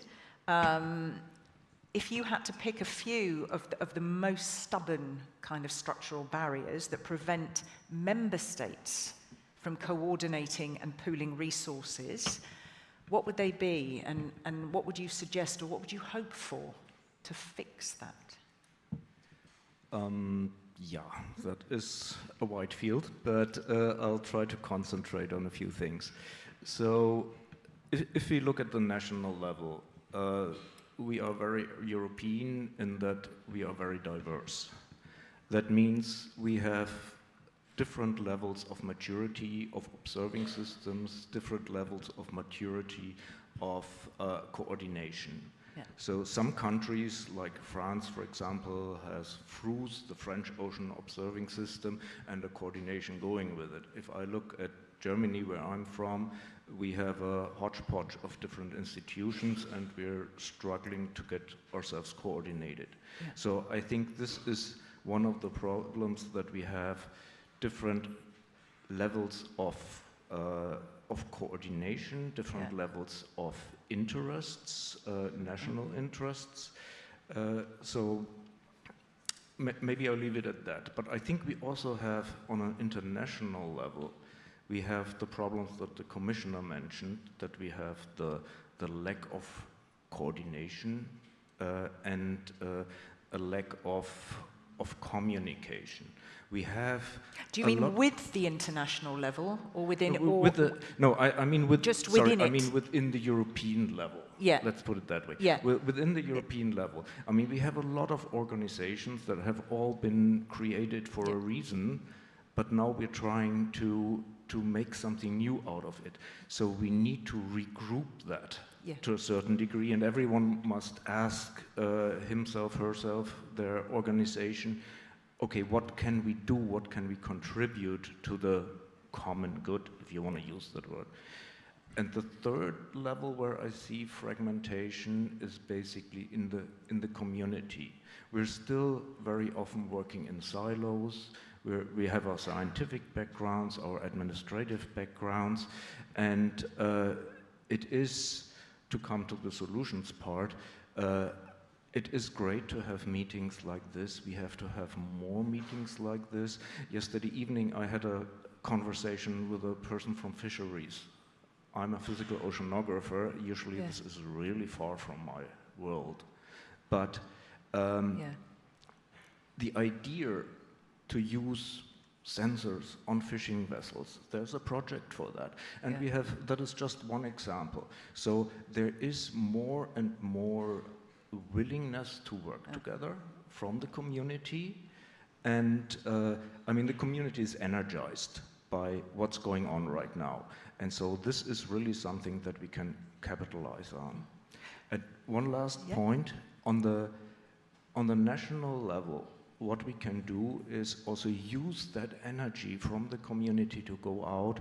And I can just ask each and every one of you, go to your ministries, talk to them, make that point that the Commissioner made from the top down, from the bottom up, that we have basically a whole system that comes from both sides to try to change things. I had, when you were last on a panel with me, we did an event, we were doing the RNI, the stakeholder consultation for the RNI strategy, and I remember making a joke because of this point about silos. Somebody needs to literally write a thesis on why we continue to work in silos, because there are multiple reasons. But you gave a very, very good example, and so this meeting is a great way to cross that, but we need more of them. People get very lost in their own in where they are. And interesting what you say, we really need to regroup. Just answer in a yes or a no. Do you feel optimistic that the Ocean Pact and the coming Ocean Act can help this regrouping? Because there is a lot about governance in there. Do you feel it's going to help? That is our only chance.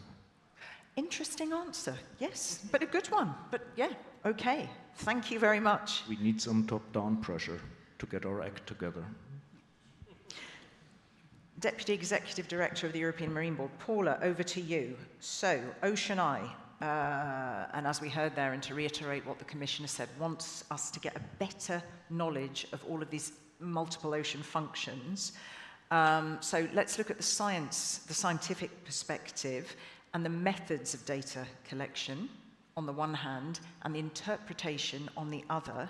What could be improved so that we can improve the understanding of ocean health, what's happening, how it's impacting the economy and society? So methods and interpretation. Is there areas that we can improve there? There is always things we can improve, but I think we also can be positive about what we already have. So in answer to your question about the diversity of information, first of all, we're looking at topics that range from physical oceanography to fisheries to socioeconomics, biomolecular, to the full scale. It's really a vast diversity of information and data that we're looking for. And in our absolutely wonderful ideal world, we would measure all of those parameters everywhere, all of the time, and that's not going to happen. Yeah. But what we can do, what we can think about more strategically is what we measure, at what time scales, in which locations. The Commissioner referred to Europe's role in supporting globally, and I think that is really important. We know there are gaps in the global system that affect the science that we can do, that we don't have the knowledge everywhere that we would need. And it's very positive to hear that Europe is willing to put itself forward to support those gaps, to help address in those areas. But we can also use the technology that the Commissioner referred to better understand and optimize our observing. So we could use, for example, the European digital twin of the ocean to see where those critical gaps are, but also to sensitivity test the models. Where do we definitely need more data to have better results? Where would we maybe get very similar results with slightly less accurate data, slightly less often? Okay. And to really optimize the system so that we can use it to the best of its abilities. The second point I want to come to is actually not technology at all, it's people. People underpin the entire ocean observing system. They interpret the data, they conduct the observations, they maintain the equipment, they have the expertise to know what they're looking at once they've got that far. And I think we can't forget that aspect as we drive for new technologies, as we drive for new initiatives. I think we have to ensure that we are transferring the knowledge, that we're providing the skills, that we're ensuring we still retain those skills. Things like taxonomy is absolutely critical. It's a foundation of understanding what's going on. If we lose these skills, if we lose that capability, then no amount of technology is going to help us know what's going on in the ocean. Yeah. So I think supporting the people is really important. And thirdly is appreciating the sort of scope of approaches that we can use. It doesn't all have to be high-tech. We can go with low-cost, easy to gather. We can use citizen science and perhaps even data mining, looking back at historic data, storages of samples that got collected 50 years ago, maybe weren't archived so well as they could have been. Perhaps there's information there that we've already got, but we're missing out on. But where there is a need to use technology, then again, we need to ensure that we do that to the best of our abilities, that we develop, for example, we're working currently on a document on biomolecular approaches, so very high technology that can really make a big difference, provided you provide the people to support it. When I was listening to you and I was thinking what you were saying in the beginning of the structural barriers also being the different levels of maturity in different member states and also different levels of interest. And then when I listened to you and you said, there are different methods, some are low cost. And the importance of that, because on every time I've been moderating in this sector, of course, I'm hearing, Christ, it costs money to gather some of that, these research vessels, for example. People are sharing and borrowing and lending. It costs money. So in order to perhaps reassure policymakers who are a little bit reticent, it's your comment there to say there's a really different kinds of data. We need to see, when do we deploy that and that technology? Where do we spend the money? And when can we actually look at that? Do you think that would be a good kind of way to help sort of see where the investments should go? I think it is valuable, because we also don't want to overwhelm with saying, you know, it's all very bad, it's going to cost huge amounts of money. No, it is and can be achievable. We can get very good science with citizen science input, with looking back on what we've got, with relatively low-cost sensors attached in strategic places, perhaps working with industry to expand the region instead of the capabilities of the sensors themselves. So I think we can be very smart about making the system work as best as possible. Thank you so much. Now, you very nicely introduced the next gentleman, because you said, you gave this example, you said the digital twin of the ocean, that could be used to sensitivity test models. Who actually has been to an event and had has been shown how the digital twin of the ocean works? It's phenomenally impressive, is it not? Would you agree? It's so. Pierre, you need to invite more people to come and see it. Now, we're going to look at quality. Improving the quality of the data from ocean observation is a real prerequisite for having what you are in charge of being kind of fully functional by 2030. Any gaps that need to be addressed to ensure that that is going to absolutely fulfill its potential as is foreseen for, 4 years' time. Thank you, and thank you for the invitation. And well, it's not only the European digital twin of the ocean that has to be operational by 2030, it's the whole ecosystem of this European ocean knowledge. I mean, I'm talking about operational observations, operational models, but also the way we think. I mean, our mindset, the governance, the organizations, how we are engaging with everyone. I mean, we have 2 or 3 years to really see ourselves and act and behave as an operational discipline, and I really mean it. And also, just to say it clearly, I mean, we have gaps, this is true, but we will never reach the perfect situation where we have everything there. The contrary will be sad. The ocean, and the beauty of the ocean is that the more we learn, the more we want to know, and society evolves, technology evolves, so we need to navigate amongst these gaps and be better in managing the priorities and the gaps. This is what it has taken. And for this, I just want to mention 2 critical capabilities that I believe OceanEye can support. First, sustainability, and 2, responsiveness. Sustainability, to make it clear, if we have a system that is useful and works well, I mean, Europe should be capable of maintaining it. If this is true that the Argo floats that are profiling all the water column are useful, after 20 years of experience, I can say this is true, then let's maintain it. If this is true that the satellites that are since 35 years monitoring the surface topography are useful, let's continue.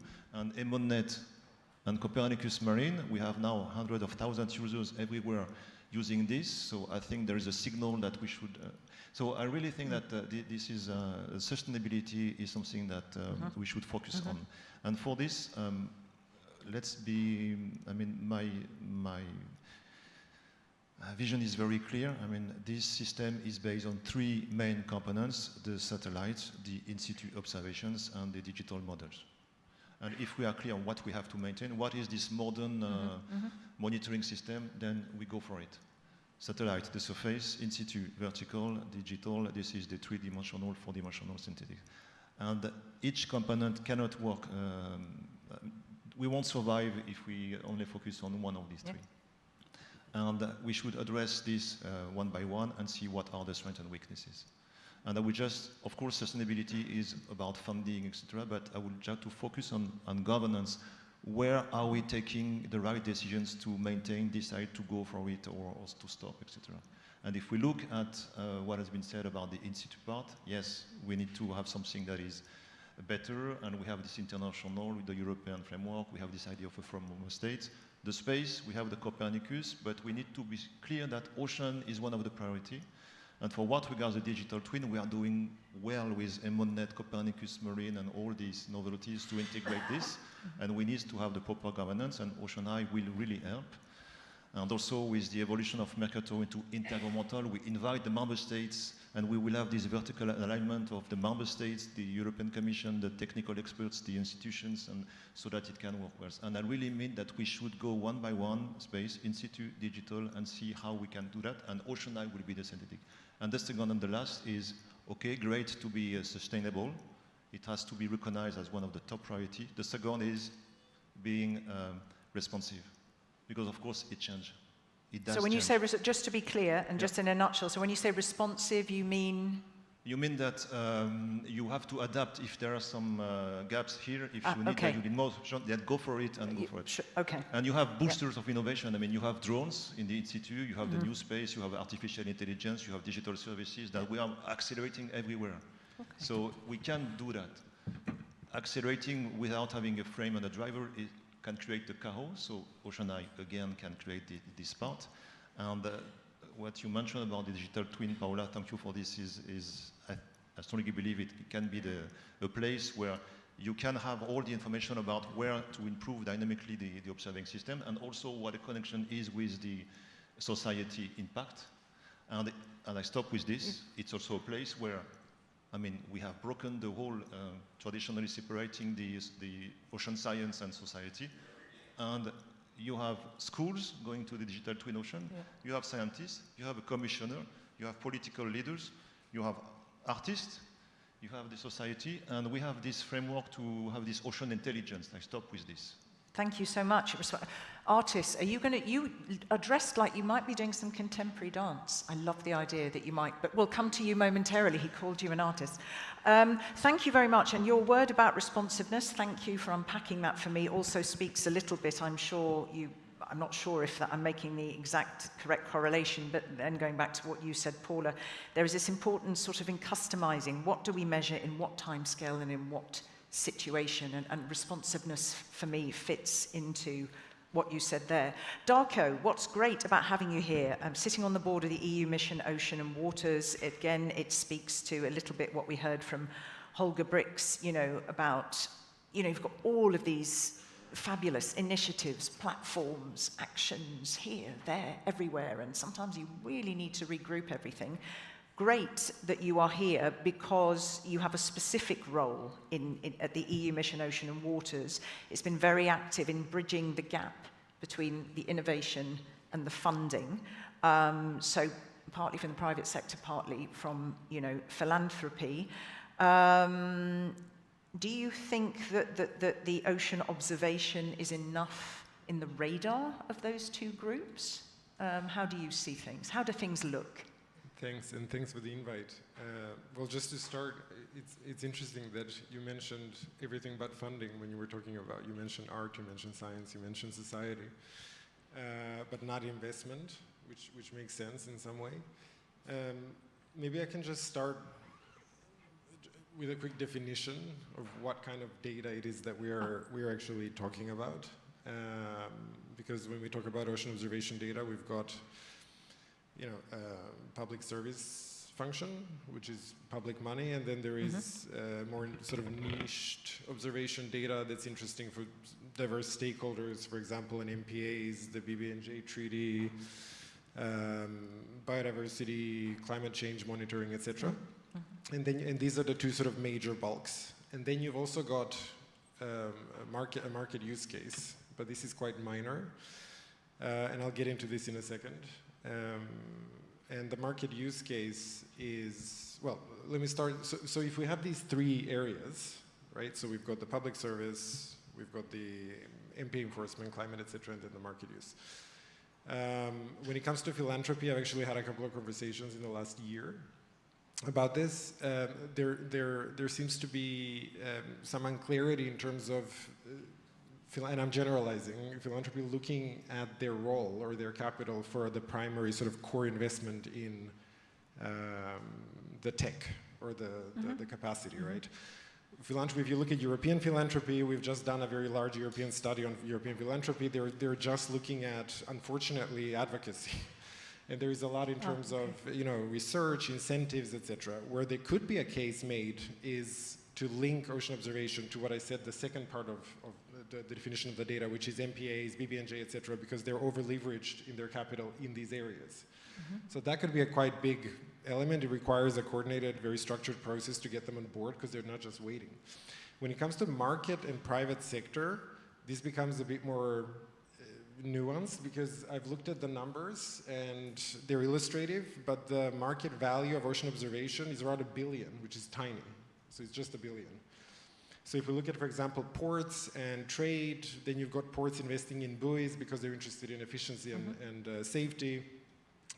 And then you've got primarily, you know, AUVs, SAVs. They're used for energy, critical infrastructure monitoring, servicing, and things like this, right? So it's quite a small gap.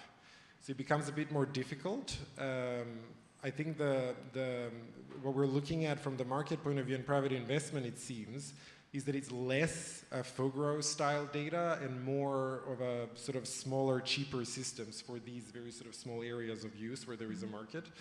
And of course, what should be the big opportunity is what I think both the commissioner and Charlina and everybody else has mentioned, which is the value at risk, right? Which is, you know, of course we need to monitor and be aware of, you know, the potential massive destruction of value as the natural system degrades. But of course, there are also very short-term incentives for most of those that extract to be able to want to actually visualize or measure that risk. And maybe I can just end on a personal note. I think I've had a couple of conversations with US counterparts on ocean observation, and I think what is interesting and also positive for Europe is that it's staggering the scale at which the US is dismantling, privatizing, and reconfiguring their entire global data observing architecture and aligning it with their strategic interests specifically.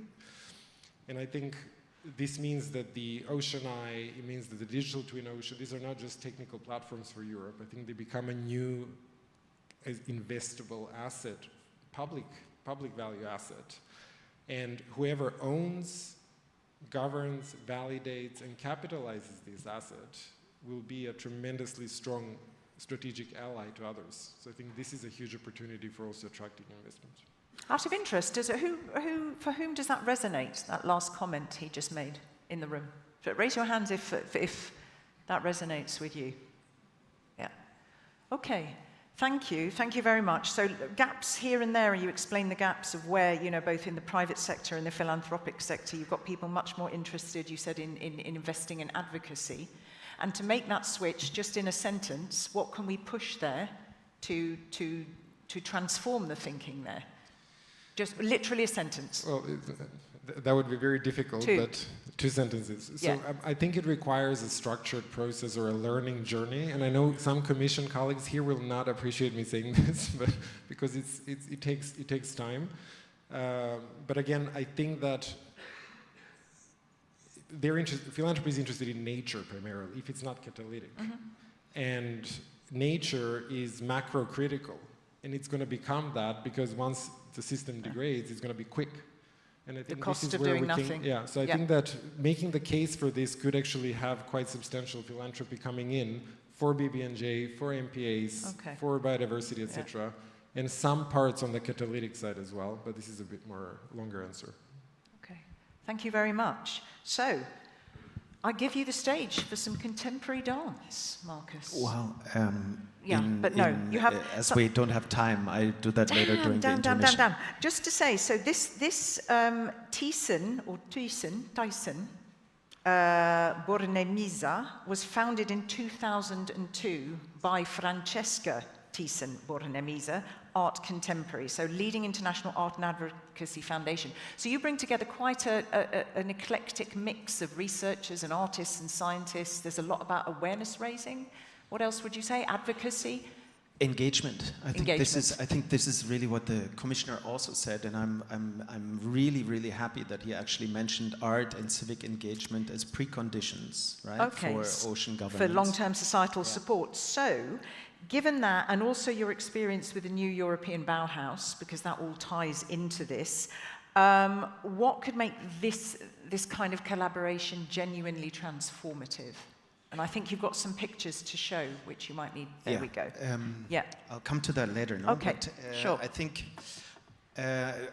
also connecting back to the previous panel. No, for many decades, art civic engagement has not been really considered as part of this initiative at all. No, it was very much about information, data that the scientists needed, and the feeling, as Professor Pörtner said earlier, that there was not enough data to actually make kind of firm assessments and recommendations. And then later on in the past couple of years, and this is, I think, where the digital twin comes in, there was more and more the call for the need to have better visualizations, more immersive content, clearer infographics for civic society to really get engaged. No, the question is, how do we get citizens, also policymakers, but citizens, no, to really get behind these efforts? And that's really within the engagement. And this is something that we tested in the new European Bauhaus. This is the Bauhaus of the Sea Sails. This is the project that you're referring to, where we brought together municipalities, academic institutions, and cultural institutions, and had artistic practices mediating between those three entities in 7 coastal cities across Europe with 18 partners. We had diverse outcomes, 3 different outcomes in Malmö, where half of the population is under 35, which is very, very unusual for Europe. Half of the population is under 35, yet nearly no one has meaningfully engaged with the Öresund, which is crazy, right? The Öresund, which is the local body of water there, right? So what we did there, instead of running a consultation process, we did this co-design process and thought, okay, what would really engage citizens? And what we did was we built together with kids, with scientists, with environmentalists, an underwater park, which is now the basis for what they call the Ocean Culture Hub, which is governed in a way that the non-humans, so nature, has a right in the decision-making process of the institution itself, right? In Venice, where I live, we worked with elderly citizens, where artists would translate the intergenerational knowledge about the lagoon into policy recommendations, which is now flowing into the port municipality, the universities. And really, the artistic in practice did not translate policy, but it actually created the constituency for policy to happen, right? Yeah. And so the other thing that we noticed in this project is not only the transformative potential of artistic practices in these processes, but also that this is not communication, right? This is structural work, and this structural work really needs time. And this goes way beyond the kind of the project cycle. No, this is a firm commitment, and with many of these projects, if that doesn't have a home on the European level, then all of this work dissipates. And so this is, and here we come to the images that I'm showing. This is really why we're proposing and hoping to announce in June the new European Bauhaus Ocean Islands and Coastal Communities Lab at Ocean Space in Venice. This is the space that we run in Venice since 2019. It's an art center that is purely dedicated to ocean research and initiatives, conservation initiatives, but always led by artistic practices. And so we very much hope that we can announce this during the new European Bauhaus Festival. The founding partners, again, are ourselves, then it's the Politecnico in Lisbon and the municipality of Wegener, because I think it is very, very important to bring these diverse stakeholders together. And I think this is something that we've heard from all speakers this morning and now as well. And artistic practices are a fantastic way of bringing things together because everybody wants to see contemporary dance. They are, but and also I would agree with you that if you want to go beyond that moment and actually trigger, catalyze a more investment from people who suddenly have that aha moment, you are absolutely right. You said it is structural work and it does need time, but it needs consistency. It needs support. It needs visibility. Yeah, please, Darko, go. Yes. I just wanted to. So thank you. To slightly disagree. Okay. I think that. Forget what I said. Rewind. Yeah. Go Exactly. on. Oh, you're disagreeing with me or with this gentleman? Go for it. Okay. I think that simply raising awareness doesn't really make people want to pay for things. Doesn't really make people want to pay for things just because we raise awareness and say something is important. No, but this is why we're saying you need to build a relationship, not raise awareness. No, because once you care, then you're willing to invest time, money, commitment. Yeah, and my experience is that once you have an incentive, is when you do that. Which is very economic. The point that I wanted to make is that everybody mentioned this, the fragmentation, the silos, the coordination. This is a process. This is very expensive, and this is one really good area for philanthropy to put money in because this is what they're able to pay for. And I think nobody else can really find the capital that's suitable for that. So engaging with philanthropy to design the process of convening, the research, the incentives, the trust, aligning everything is a big opportunity, in particular driven by ocean observation.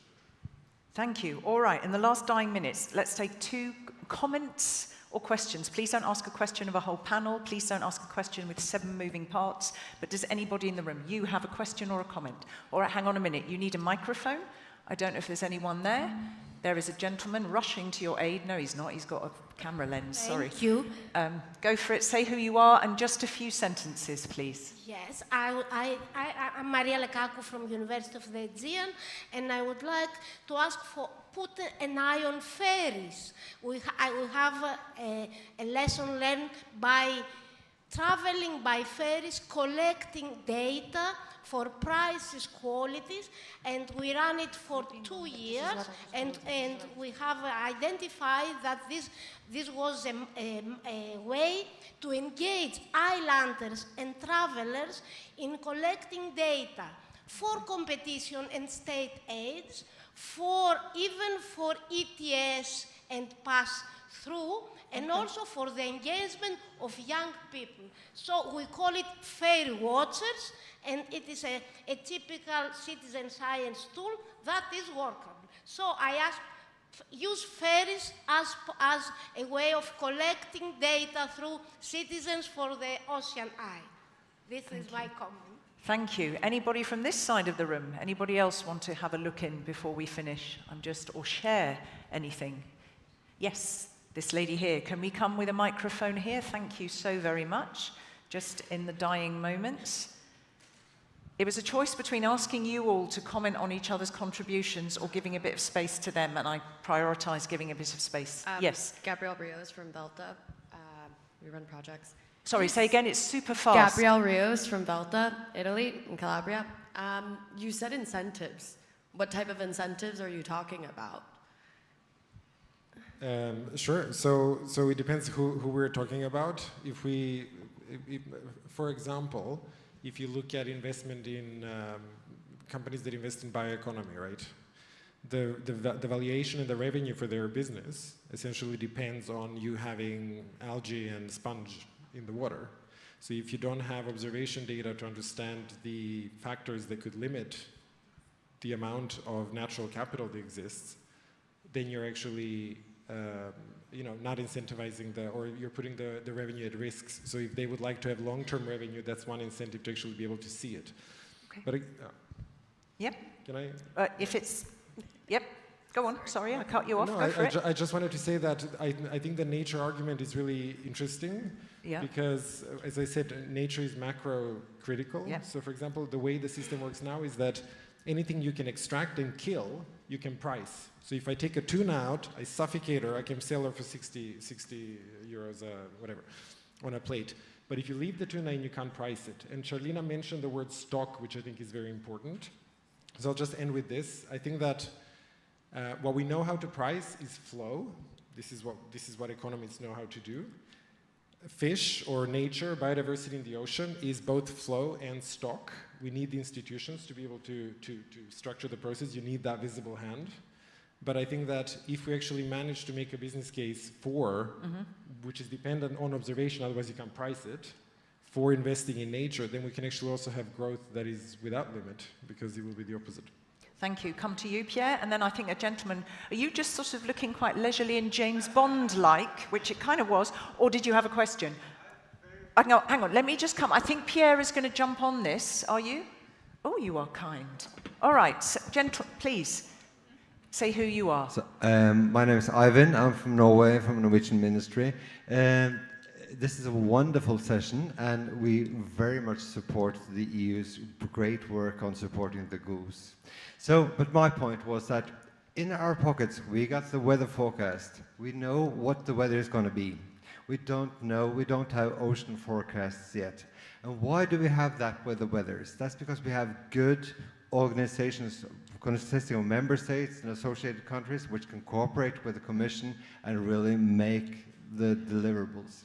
We need that for the oceans as well. That's why everybody should join France, Norway and Greece in signing the Mercator Convention and creating the Mercator International Center for the Oceans. And that's the pitch that Pierre can comment on. Thank you. Paula, did you want to, what, you both, yes. and you wanted to, okay, so you see we're over, yes, we are late. Genoveva will have my guts for garters, so just keep it brief. Yes, okay, I really mean it, and I try to reply to the three of you. Just to say that this is really easy to have a long list of incentives. I mean, why you need to know more about the ocean and why I want to understand what is happening. I mean, you can optimize the routing of the ship, you can manage the aquacultures, or you can understand why you are paying for. You have investing with your own money on the satellites. What is the advantage of having the satellites? How do I transform this into intelligence and decisions that are necessary for protecting the ocean? I mean, this is really a long list, and the question is not why, but I agree that we need to work on this narrative. The question is, how do we do that? And if we want to support these initiatives that are citizen science, or multiply the contribution from innovation, from drones, from local simulations, then we need to have a solid infrastructures that is able to welcome, to host this initiative, and it does cost money.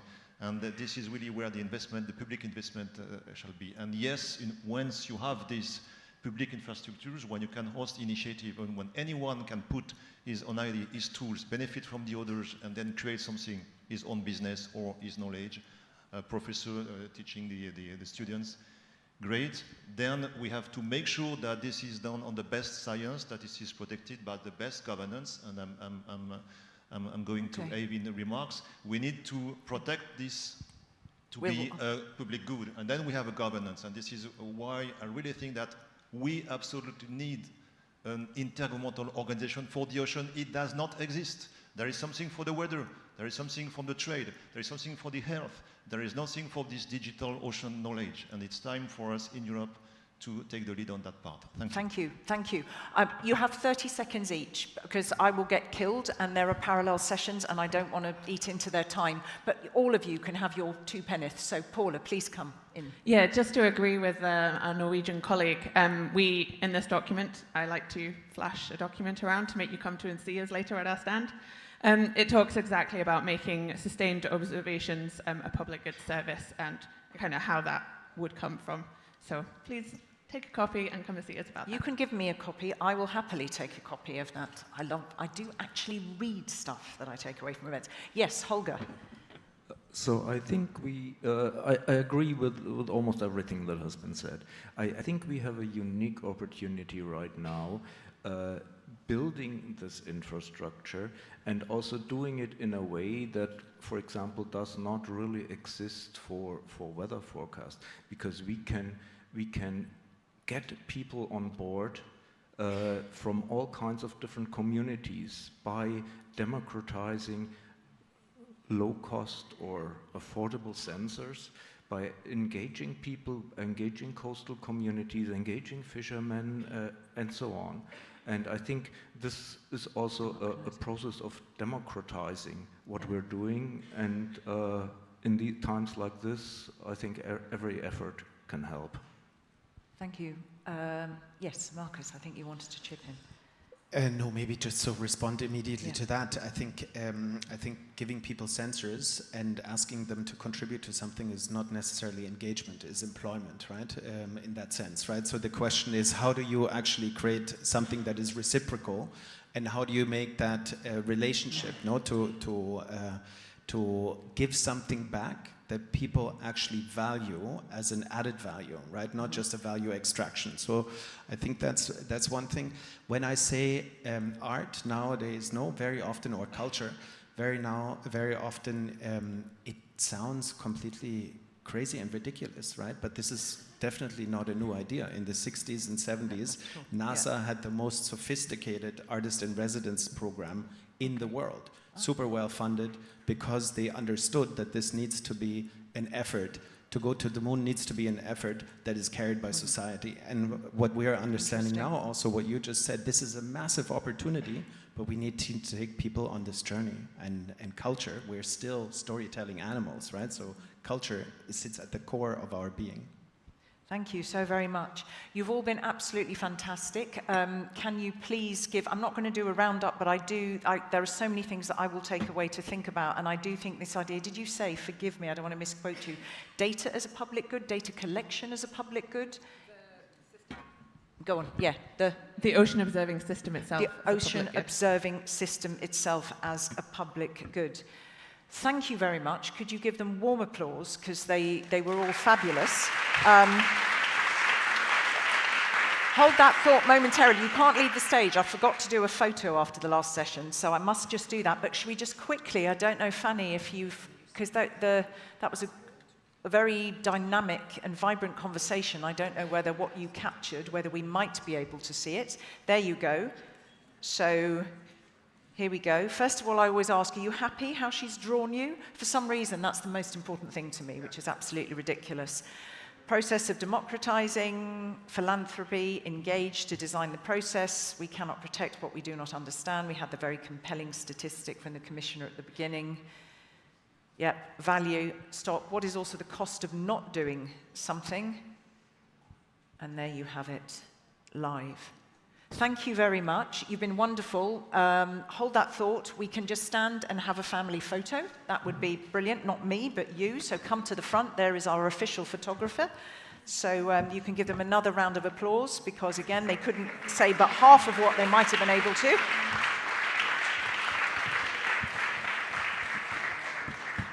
So hang on a minute. Just hold that thought. Keep smiling. You cannot leave until he gives you the okay.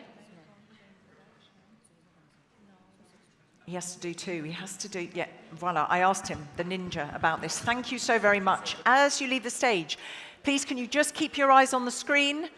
Just don't run for some instructions, because we've got workshop slots for those on site. I'm obviously talking to those on site, good people online.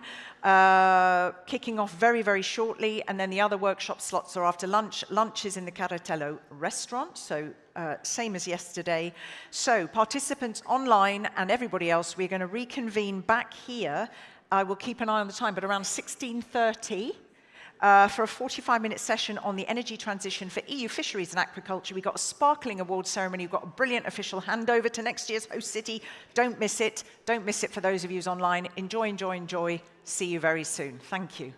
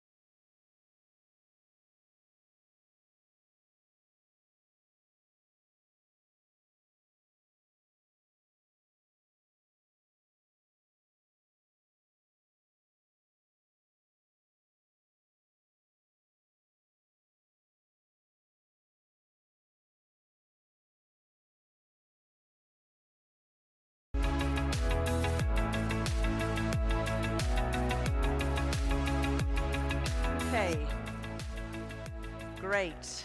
All right, there are a few more stragglers. I have managed, with my infinite charm / bossiness, to force people to come out of the shady sunshine into this room, because everybody in this last session, which has many moving parts, is going to be highly entertaining. I know that when you are an audience member, a participant across 2 days, it's a lot. But the great thing is that there's all sorts of things going on in this last bit, so you really will be engaged, I promise you. So the first bit of the last stretch of this fabulous event is a session on the energy transition for EU fisheries and aquaculture. I think we have a jingle. I hope we do.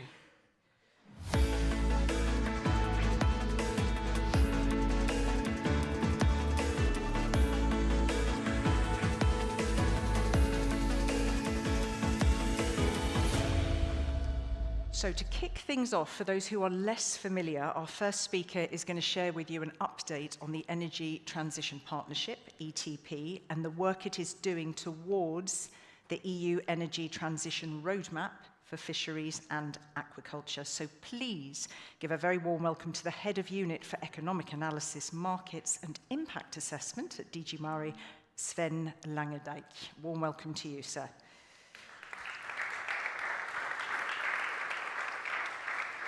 Thank you, sir. Thank you very much, and it's a great pleasure to update you now on the state of play of our work on the energy transition in fisheries and aquaculture. So what I will do, I will stick to the strict instructions of time, and I will cover 3 points. So first, what have we done over the past few years? Then what have we learned about challenges and opportunities? And then I'll give some key considerations that could guide the roadmap. So, and I'll try to do all of that in like 7-8 minutes. But first, next slide. The energy transition was, so the work that we do on the energy transition was launched 3 years ago in response to the surging energy prices following the Russian aggression against Ukraine. And prices gradually eased after that, but today there's this renewed geopolitical instability, and again, this is pushing energy prices upwards, as you know. And marine fuel prices in the EU fishing ports have jumped to around 110 per liter, depends a bit on the port you look at, and that's a jump of more than 40 cents per liter compared to just a few months ago. And operating costs in the sector are increasing sharply. And if these high fuel prices persist and are not matched by higher landing prices, that has big impact on the fishing fleet. Profitability will drop sharply, and large parts of the fleet will operate or are operating at a loss at these prices. Each 10-cent increase affects profitability by about 150 million euros. And then some gears, energy-intensive gears, are most affected. Aquaculture sector also faces cost pressures now, both directly through the energy cost, but also indirectly through higher feed and other input costs. So as a result, the energy transition has gained renewed strong momentum. Next slide. So what has been done over the past few years? Since 2023, the Commission had a communication on the energy transition in the sector, and since then we have worked with many of you, in particular by developing and working in and with the Energy Transition Partnership. It brings now together about or more than 600 stakeholders, and that's not only in fisheries and aquaculture sectors, but also academia, shipbuilding, ports, NGOs, processing sector, financial sector, and authorities. And it has developed into a real active and proactive community. Next slide. Here you see a timeline of events and actions that we've had. I'll just summarize. We had 14 thematic workshops and 10 working groups, support groups, were representing different stakeholders, and they've worked very hard over the past year to deliver detailed and actionable recommendations for the forthcoming roadmap. And these were presented at the second high-level conference on the energy transition that was held last February in Brussels with more than 350 participants.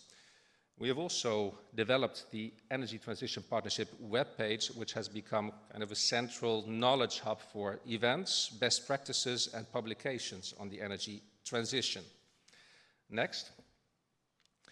So, we have further deepened our understanding with 2 thorough studies that were published a few months ago, one on aquaculture and one on fisheries.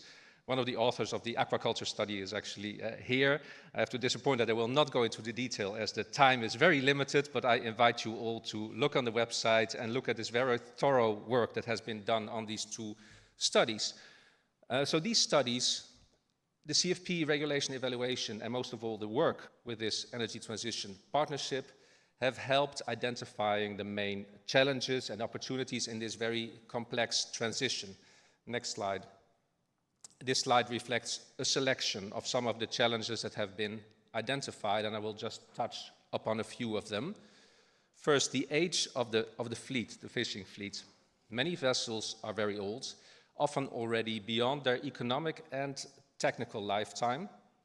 This raises some practical questions. So what investments make sense on the aging and aged vessels? And this also implies that the success of the energy transition is very closely linked to the future of the fleet and fleet renewal. A second point is on uncertainty. There's uncertainty about technologies, about the future alternative fuel availability, about infrastructure, about fish stocks and future revenues. And this makes long-term investment decisions which are needed for the energy transition very difficult and hard to finance. A third factor is profitability, as a significant share of the fleet is only marginally profitable, and that limits the capacity to invest. Then there are also technical and regulatory challenges. Marine diesel is very efficient. Alternatives often require more space, and fishers and the shipbuilding industry have indicated that they run into capacity constraints when considering energy transition measures. Then the fishery and aquaculture sector is part of the broader transition in the EU and should not be seen in isolation. You have to think of ports infrastructure, the grids, the alternative fuels, the available energy sources, and when will these be available for the smaller fishing ports. Aquaculture has some similar and some other challenges, including related to feed and scale. Next. The recommendations of the ETP support groups and the studies give rise to a number of considerations, and again, I only highlight a few. Financing the energy transition requires stronger business models. Public support, public money can help a bit, can play a facilitating role, but the main driver should be private investment. Second, the transition needs to be ambitious, but also realistic. Its pace must reflect maturity of technologies, availability of fuels, shipyard capacity, grid access, port infrastructure, and we must also work at the same time together beyond fisheries and aquaculture to make it happen. Third, the price gap that exists between conventional fuels and clean alternatives needs to be closed in the longer run. As long as these cleaner options remain significantly more expensive, large-scale uptake will remain difficult, and technological progress may help and public policy may help. Fourth, the transition must be fair, and this is essential for support and for ownership. And then progress on the energy transition must fully reflect the objectives of the common fisheries policy, and a key aspect here is the balance between the EU fishing fleet capacity and available resources. So this is only a selection, and the next weeks and months, these and other insights will inform the shaping of the energy transition roadmap. Next slide. So looking ahead, this roadmap will be delivered as part of the Vision 2040 by Q3 of this year. And then the focus will shift to implementation. We will organize a workshop on implementing the roadmap. We will also continue developing the ETP Ambassador Program, and you will hear a bit more about that later. And we'll also continue with the Champions Program, and I'm very interested in seeing the pitches going ahead and the selection of the winner. For now, Please continue to follow our newsletter. If you have not joined the community, the ETP community, please do so. You can subscribe via the ETP webpage, and we are counting on your continued involvement so that together we can drive the sector towards a resilient, prosperous, and sustainable future. Thank you.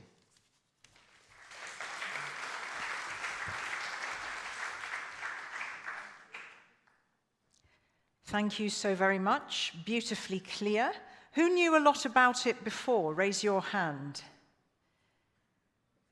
Oh, okay. And who has learned something about this? Ah, okay, half. So good job you were here, Sven. I think we can safely say good to have you in the program. Now, you yourself just talked about the ETP Pilot Ambassador program. So I'm not going to spill the beans on that. In fact, the program manager is going to spill the beans on that, and then she will introduce another speaker. But first of all, it's my great pleasure to welcome to the stage Liana Suleymanova, and she is going to talk us through what that ETP Pilot Ambassador program is all about. So, warm welcome to you.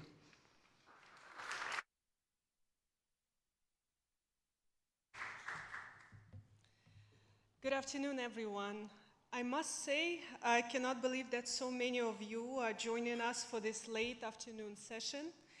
Thank you so much for your presence and for your engagement. And let me also say how grateful we are to be welcomed here in beautiful Cyprus.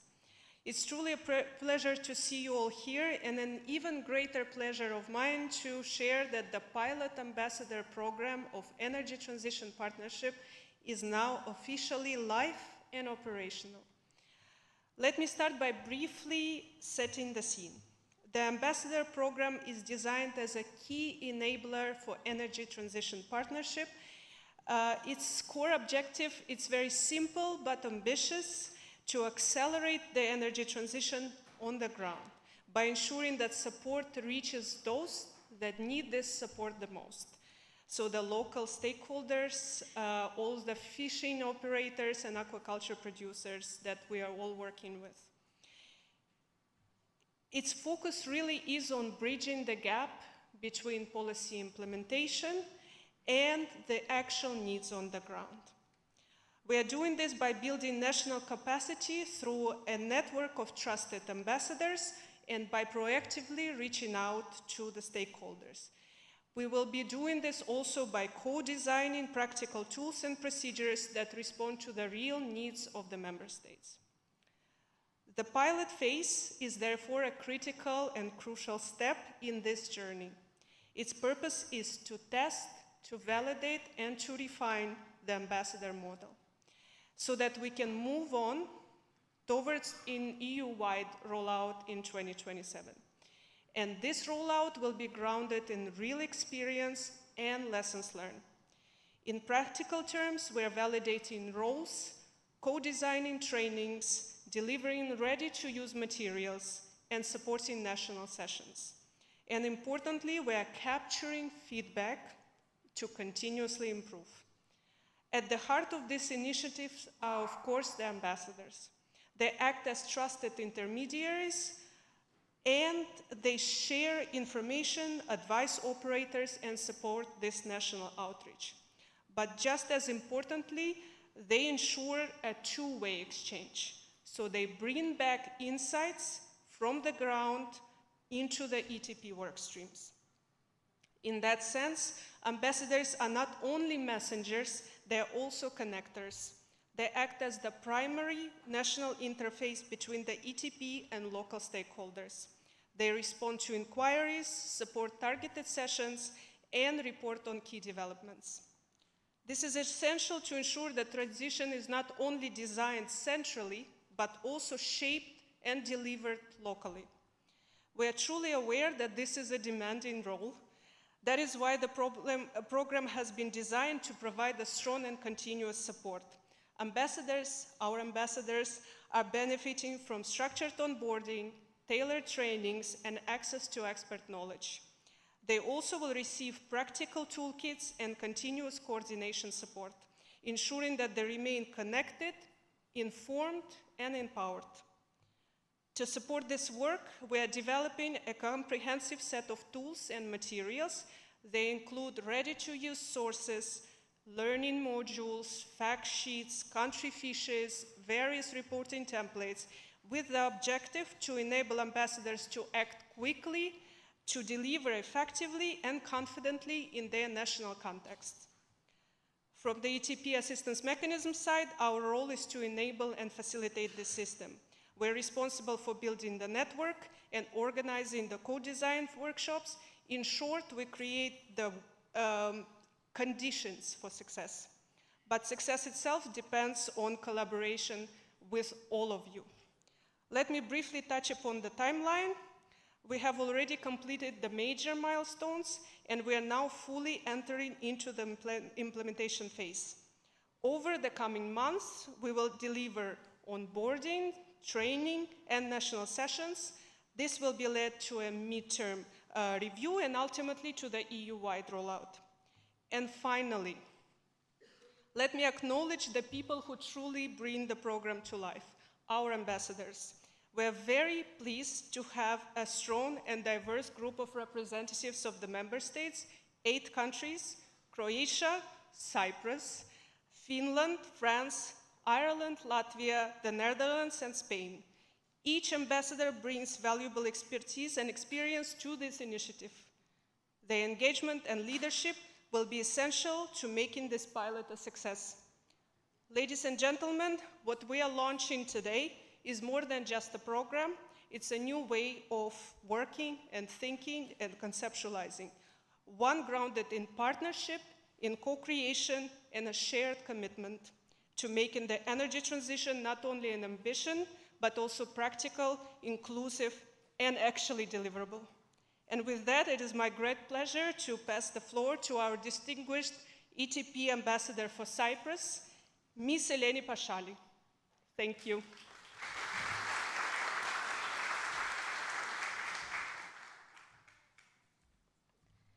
Good afternoon. It is with great pleasure to stand before you today as Ambassador for the Energy Transition Partnership for EU Fisheries and Aquaculture in Cyprus. At a time where our maritime sectors are facing significant environmental, economic, and energy-related challenges, partnerships like this are becoming more important than ever. The Energy Transition Partnership Pilot for EU Fisheries and Aquaculture is a European Commission initiative that brings together stakeholders from across the sector to encourage dialogue, cooperation, and practical solutions. This presentation of the European Maritime Days marks another important step in strengthening this cooperation and reaffirming our shared commitment to the future of Europe's fisheries and maritime communities. The work already being carried out through co-design workshops and stakeholder discussions shows clearly that this transition can only succeed through inclusiveness, collaboration, and the continuous exchange of knowledge and experience. The partnership also serves as a platform for sharing knowledge, showcasing best practices, and highlighting innovative projects that support the energy transition. It creates opportunities for stakeholders to exchange experiences, discuss common challenges, and explore practical approaches for shaping the future of the sector together. In this context, the program plays an important role in supporting fishers and aquaculture operators on the ground as they move forwards to energy-efficient and low-carbon solutions. Through the program, stakeholders can connect with national ambassadors who can provide guidance on new technologies, funding opportunities, administrative procedures, and practical tools developed within the partnership. As ambassadors, our role is not only to represent this initiative, but also to help connect policy with practice, institutions with communities, and ideas with implementation. We are committed to listening to the voices of fishers, scientists, young professionals, local authorities, entrepreneurs, and citizens. We aim to encourage dialogue, strengthen cooperation, and support the exchange of knowledge and best practices to help turn shared ambitions into meaningful action. This transition must remain inclusive. No coastal community should feel left behind, and no fisher should feel excluded from the process. Sustainability and innovation must go hand in hand with social fairness and economic viability. The future of European fisheries can be both sustainable and competitive through cleaner technology, smarter energy solutions, digital innovation, scientific cooperation, and stronger regional partnerships.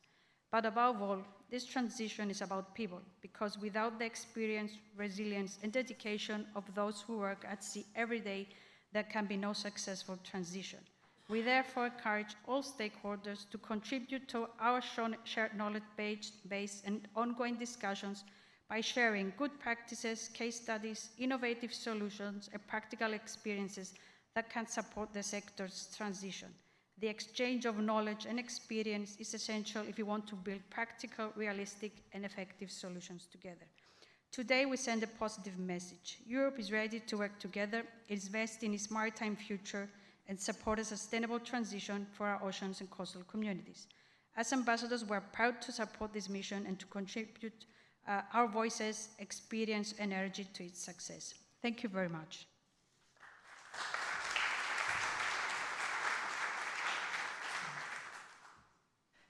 Thank you so very much to both of you. And I really liked what you said there, Liana. We heard there, this is a new way of working, this is a new way of thinking, this is a new way of conceptualizing, so do get on board. And I thought it was really interesting to see in the list of countries all, as you said, the very diverse ambassador profiles. So get stuck in, people, or spread the word if it's not you, but you know somebody else who needs to know about this. One thing I didn't check again, and I should have done when I came up here, is are your phones on silent? If for any reason they're not. And also, I so rudely did not say hello to our online audience, and welcome back. So great to have you with us. If you have literally been through the whole journey with us, we salute you from here. We to you. All right, so what we've done here is we've started with the big picture there. We heard from Sven. We've heard about the program, about the assistance mechanism. We're coming down, and we're going to come and meet some champions. But it isn't me who's going to introduce them before they pitch. Here to say a few words about the ETP champions is Delila Al-Chuderi, and she is Director for Maritime Policy and the Blue Economy at DG MARE. Can you give her a very warm round of applause, please? Thank you.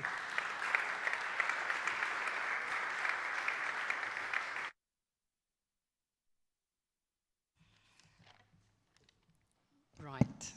Well, first of all, good afternoon, and it is my pleasure also to welcome you to this last stretch of the EMD program, and I hope you've been enjoying the content and also the networking. It is also a pleasure for me also to engage and share with you the rich and inclusive journey of the energy transition work in fisheries and aquaculture, and you heard snippets of it and highlights from Sven, from Jana, and from Eleni.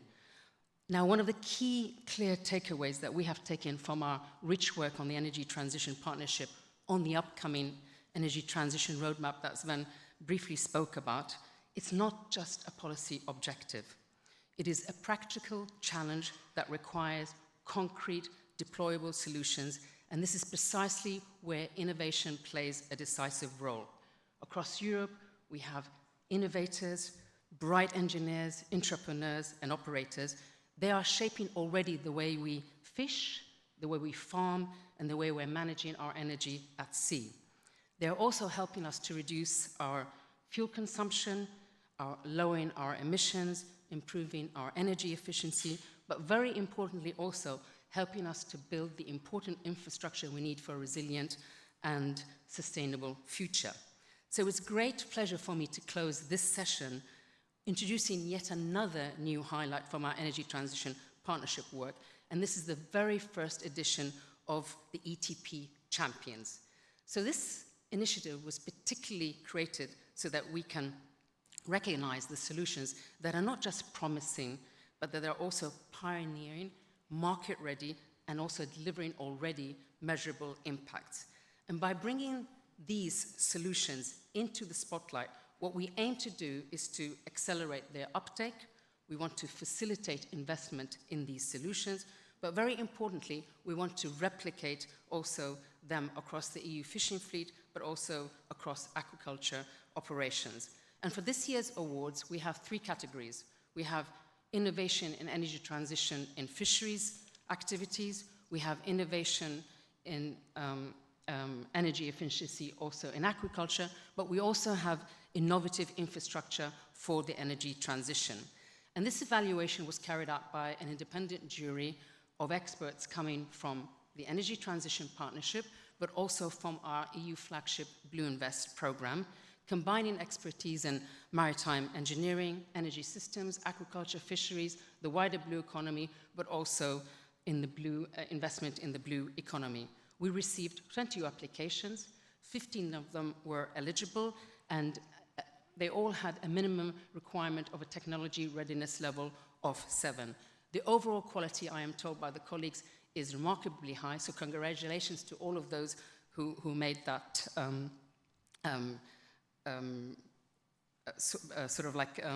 application. But very importantly, we don't only have illustrious winners that we will be presented with this afternoon. Innovation does not only stop with our winners. We also selected the top 3 runners-up in each of these 3 categories, who will be invited to benefit from the dedicated coaching sessions that are available through our flagship EU investment program. This will support them also in their step towards scaling and also investment. Now, without further delay, I'm very pleased to invite to join us on the stage the 3 winning projects. So I'd like to invite Ethan Fagani of Cetasol.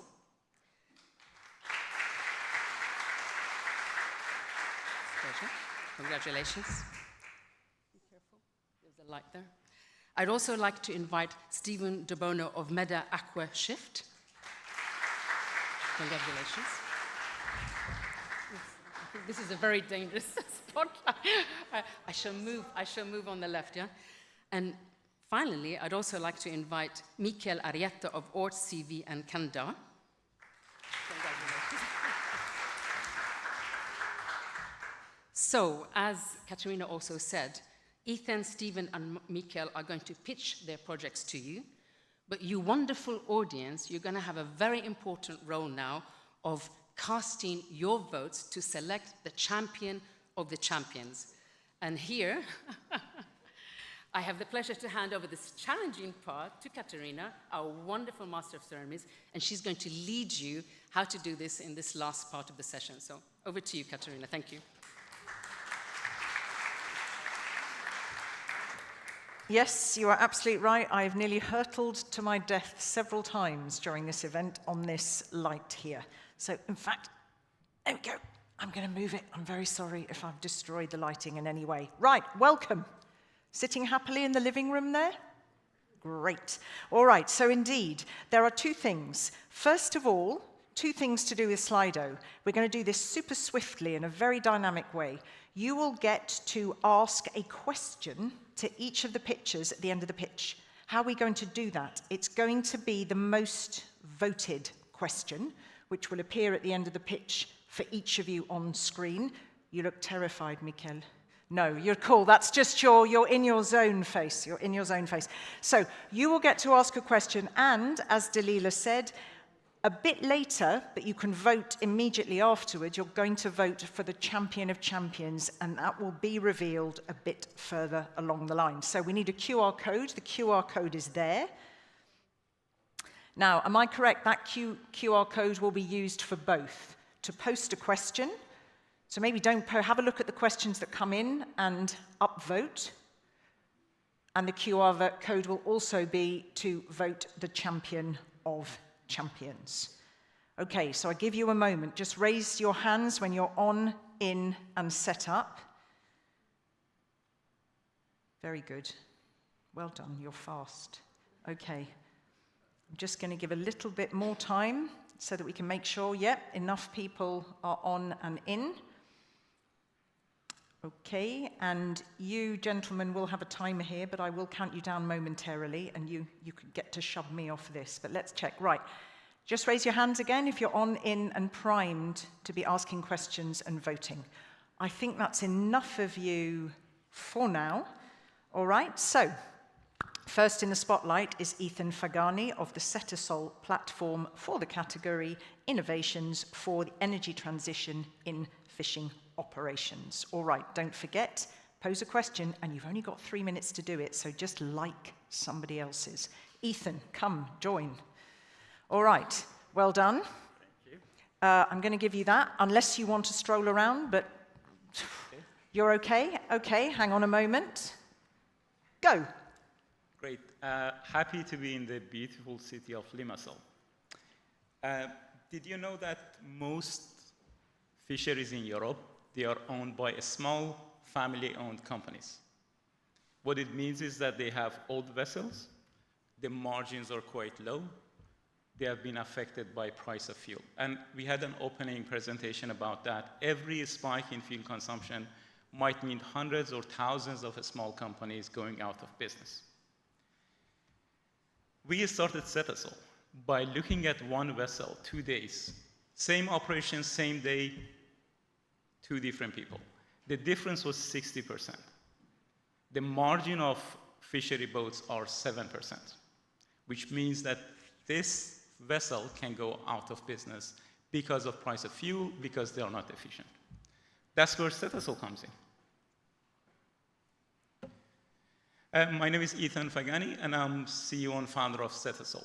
My PhD work was about data-driven support system for transportation. And one of the most impactful areas I found is in marine, specifically in fisheries, because you can help them to make right decisions, to follow the right recommendation. Today, Cetazol, with that one observation, is installed over 250 vessels, not only in Europe, in Southeast Asia, it's a growing market, and also in North America. If you look at costs of operation of a small fishing boat, 35%, sometimes half of the cost is fuel. The other part is maintenance, and there is a human resource cost as well. Here is where Cetazol comes in. We save their fuel, we save CO2, we save emission, and we do it very simple. We have, from the technology point of view, we have AI and digital twin solution. But from what they see is real-time recommendation for the crew. And post-operation recommendation. You did something today, don't do it again tomorrow. Or you did something today, it was amazing, you saved 2%, do it more tomorrow.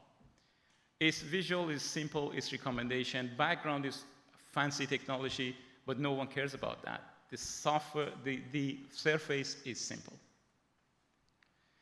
And we have proven saving in different segments. In fishing, we are looking at 10 to 25%.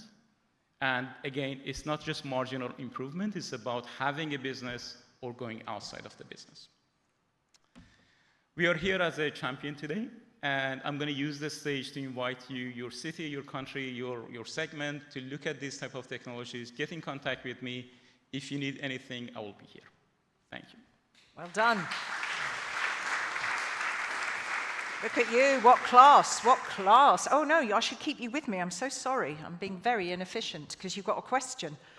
Oh, so what, well, it's, first of all, well done. Second of all, you spoke to something that's come up so often in this event, which is small-scale fishers. So thank you for that demonstration and for being very clear where the gains are and the interest how it can forecast and simulate. Absolutely. So I was just chatting to give people more time to upvote, and that was a good decision because, look, we've got a clear question that's come forward. Here you go. What is the main change in behavior among fishers to reduce energy use? Okay, I'm going to turn this question around. You already know the answer. If you look at your car today, what's the main reason that you are consuming more fuel than someone else using the same car? Going fast, brake. Go fast, brake. Go so quick, be there in time, and slow down. Basically human behavior, and that's what we come in. We say, you did something yesterday, don't do that tomorrow. But instead of us doing it, we let the AI to do the recommendation. Thank you. And I'm just curious, in one sentence, what do you do better than competitors? Okay, when you look at fisheries, it's about simple solution, low cost, scalable. That's what we do better than competitors. Fabulous. Well done. Thank you so very much. Now, a reminder that the Champion of Champions, it's less about the pitching, it's more about what really floats your boat. Yeah, I've got to use that phrase. Is that a sneeze? What really floats your boat as a solution. All right, so well done, Ethan. Hard act to follow. Second category that I now invite is the category Innovation for Energy Efficiency for Aquaculture. So this is an Italian project, Stephen De Bono of Med Aqua Shift by STM Aqua Trade. That is yours. I will let you get in place. Don't start the clock. Okay, we can go now. Hello, good afternoon. I'm here to represent you Med Aqua Shift. Well, Med Aqua Shift is basically focusing on doing or putting optimization or efficiency in land-based aquaculture. So let's say in coastal expansion nowadays, it's really difficult due to restriction in legislation, also tourism, and also growing environmental conditions, and also climate change. As a result, there's a shift toward land-based production, and it's accelerating, and existing facilities must adapt or else lose competitiveness. In this case, the challenges on land-based aquaculture in the Mediterranean are basically three: temperature, energy, and oxygen. With regards to temperature, we know that temperatures are increasing in these past 25 years. Now we are picking up to 29 degrees centigrade in the Mediterranean. And cooling this water, it's a big expenditure. Conventional solutions today are also require high energy demand and high OPEX, and are not scalable for the Mediterranean conditions. As a matter of fact, we have designed a simple approach, is that we have covered all the tanks with a photovoltaic canopy that is reducing 80% the solar irradiance. We have installed also evaporative towers, which is low energy cooling system. And the effect of both combinations, it's reducing by 4.5 degrees less temperature. With regards to the energy approach, it's actually a continuation from the previous one. We installed solar canopies, and in this farm, actually, you can generate 4,700 megawatt hour per year. Energy used is to power the treatment systems, and it's in synchrony, let's say, with the peak demands of the plant in terms of requirements in the peak thermal stress of the system. Then the last point is oxygen. Nowadays, the conventional systems have 20 to 30% efficiency in oxygen saturation. With our system, we have performed a jet platform that is increasing the efficiency to 75%. Sorry. You have just under 10 seconds. Yeah, so key numbers, and I will conclude on this. We are reducing, let's say, or saving on 6,300 oxygen tons used, and 4,700 megawatt per hour generated. It's paybacks in 5 years. The system is scalable, and it can be used in different farms and land-based operations. Thank you. Well done. Impressive. Wow. Okay, here's for you. There we go. Very impressive. So let's just let that settle a moment in case there's any further upvoting. But I mean, you can look at that first one momentarily. Let's just let it settle a second while people catch up with the questions. All right, let's take that one. Can this cooling solution be brought to offshore facilities into multi-purpose platforms? Does that make sense to you, that question? Can you repeat again the questions? The first one, can this cooling, the cooling solution you spoke of, be brought to offshore facilities into multi-purpose platforms? I'm afraid it will be difficult. Hold it here, hold it. I'm afraid it will be difficult, but it's something that had to be studied into. I think the first step, it's focusing on land-based facilities, and I think there's a big need for this as well. Okay, so never say never. It's not impossible. You've got lots of homework to do, therefore. Of course, always. Brilliant. Fabulous. You were great. I will take that from you. Thank you. You may take a seat in the living room. Thank you so very much. Okay, right.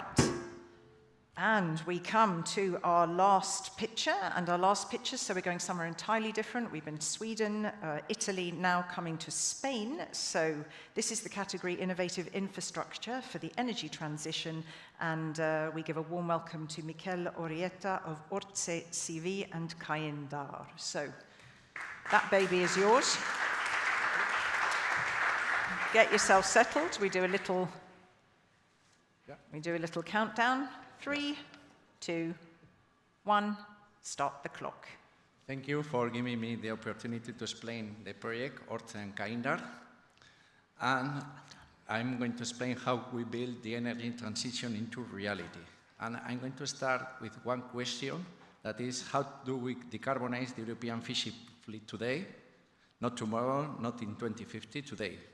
And look the data that from we get a pretty clear picture. The fisheries sector leans heavily, heavily on fossil fuels, pumping out massive greenhouse gas emissions, and with strict targets like the Fit for 55 package. We don't have time to just sit around debating. We need solutions that work right now. And the good news, the answer is already sailing at the port of Pasaia, Basque Country, Spain. We did a 3-part ecosystem. First one, we have the Orce coastal vessel. The second pillar is the infrastructure, Caindar, and the third one, the living lab, the human capital that I'm going to explain briefly. Orce is a fully functional hybrid electric fishing trawler training ship that is paired with Caindar bidirectional smart grid port charging station, completely fueled by solar panels energy, and it creates seamless zero-emission value chains. And the third component, the human capital, our students below the deck at the engine room, operating as actual living lab, floating classroom, blending education, cutting-edge research, and real-world industry experience. So we are literally building the green maritime workforce of tomorrow, training, upskilling, and reskilling over 500 students every single year in these highly specialized green maritime skills. We have to talk about the money, right? Because let's be real, if a green transition doesn't make financial sense, it doesn't survive. So 25 of reductions in total CO2 emissions and fuel consumptions every single mission, and 100% elimination of entering, leaving port site emissions, noise pollution, in coal ironing. It creates a buffer for local fishers against the crazy ups and downs of global oil prices. And to finish, I would like to ask you if we are ready to bring zero emissions revolution. I think that the technology works, the finance makes sense, the environmental impact is undeniable, and the workforce is already getting trained. The whole blueprint is ready to go. We just need to escalate it. Thank you very much. Thank you.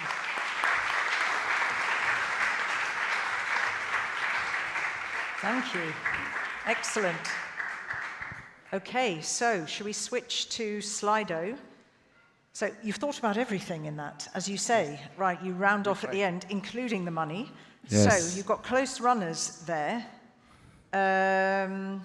You can choose if you want. Can traditional vessels be equipped with this system, or do fishers need to buy all of this infrastructure, and if so, how much? Yes, retrofits, as we did, is quite complicated. We did a pilot and tested, and it's working, but I think that the new builds and the shipyards, they need to think in the new buildings more than the retrofits. Okay, okay. And just one in a sentence here. If you could wave a magic wand in order to further scale, which is what you said right at the end, what would you want for that, apart from that? Apart from that is support of the companies and the owners, and they need to support and to go ahead, and also the policymakers and the institutions, yes. basically everybody needs to get behind Everyone this. needs to work. Literally yes, everybody. together, all together, yes, that's right. Thank you very much. Thank you. Thank you. So, take a seat momentarily. All right. So, you've all been brilliant, genuinely. Never an easy task to entertain and dazzle a very tired audience. You did brilliantly, and I find it a huge privilege because it's a marker of the brilliance of human endeavor. Really, all of that moments where you come up with something fabulous. You can still vote for the solution, the project that really is your favorite. So you've got time. We won't look at that now. We will look at that a little bit later after the next awards, which is the Make EU Blue Awards. So you can all take your time and we will make that announcement a little bit later. So you're all allowed to, okay? You will be coming back to receive something from the Commissioner later and have some nice paparazzi photographs. All right. In the meantime, warm applause to these lovely gentlemen, and really very well done. Thank you. Thank you very much. Thank you very much. All right, you survived. You more than survived. Fanny, do we have anything we can have a look at momentarily as a short segue into the next awards?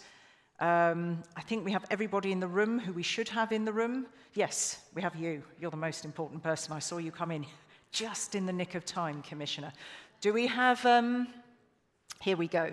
So energy transition. So you've been catching some of the main points since the very beginning. So Sven, I'm always asking, can you see yourself in there, Sven? Yeah, definitely. You missed some hair. You do miss a bit of hair, actually. Yeah, yeah. Fanny, I think you've been a little bit not very generous with the hair there. Okay, so there we go. You've captured the beginning. Stronger economic performance required. Public funding facilitates, but private investment drives. Yes, you captivated. This transition is all about people. Make the transition practical and inclusive, and draw more hair. That would be it. All right, thank you. Absolutely brilliant. Are we all good? Do you need 1 minute to chat to your neighbour? Just to do one thing? Share some thoughts on the project? Sometimes I give you that to let the energy out. Go on, take 1 minute. Turn to somebody on your left or right and tell them one thing you've learned from this event thus far. Go on, you've got 1 minute to just take that moment. Yeah, just say, what have you learned? Anyone who's sitting next to you, you haven't met, what do you take away from this event? What's your biggest highlight? What's your biggest learning?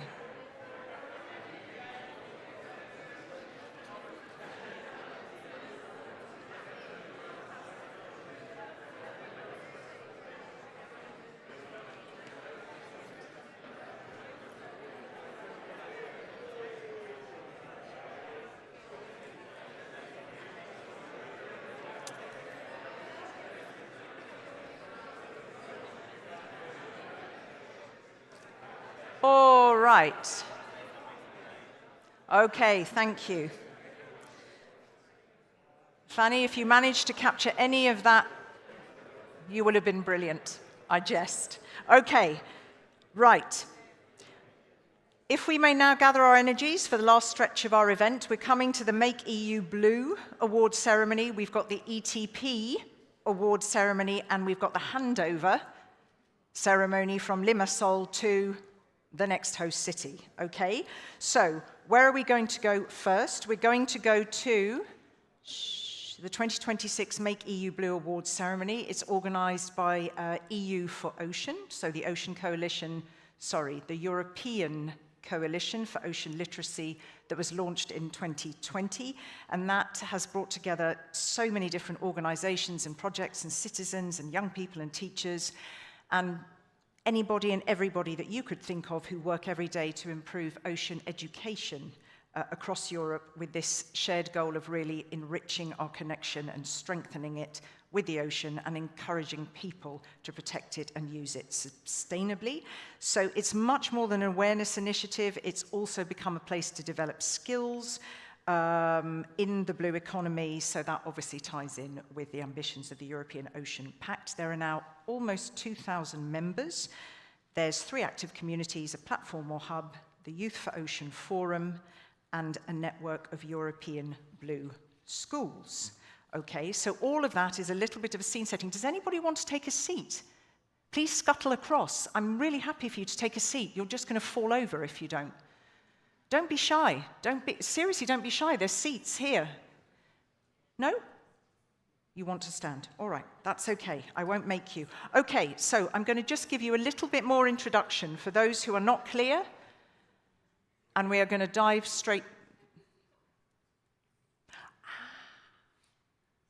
Are you safely ensconced? Is the mayor safely ensconced? All right, so that takes us to the Make EU Blue Awards. So these were introduced at European Maritime Day in 2022 in Ravenna. They're now part of the annual tradition, and it recognizes these fabulous initiatives that bring the ocean closer to citizens. So we've got 3 main awards.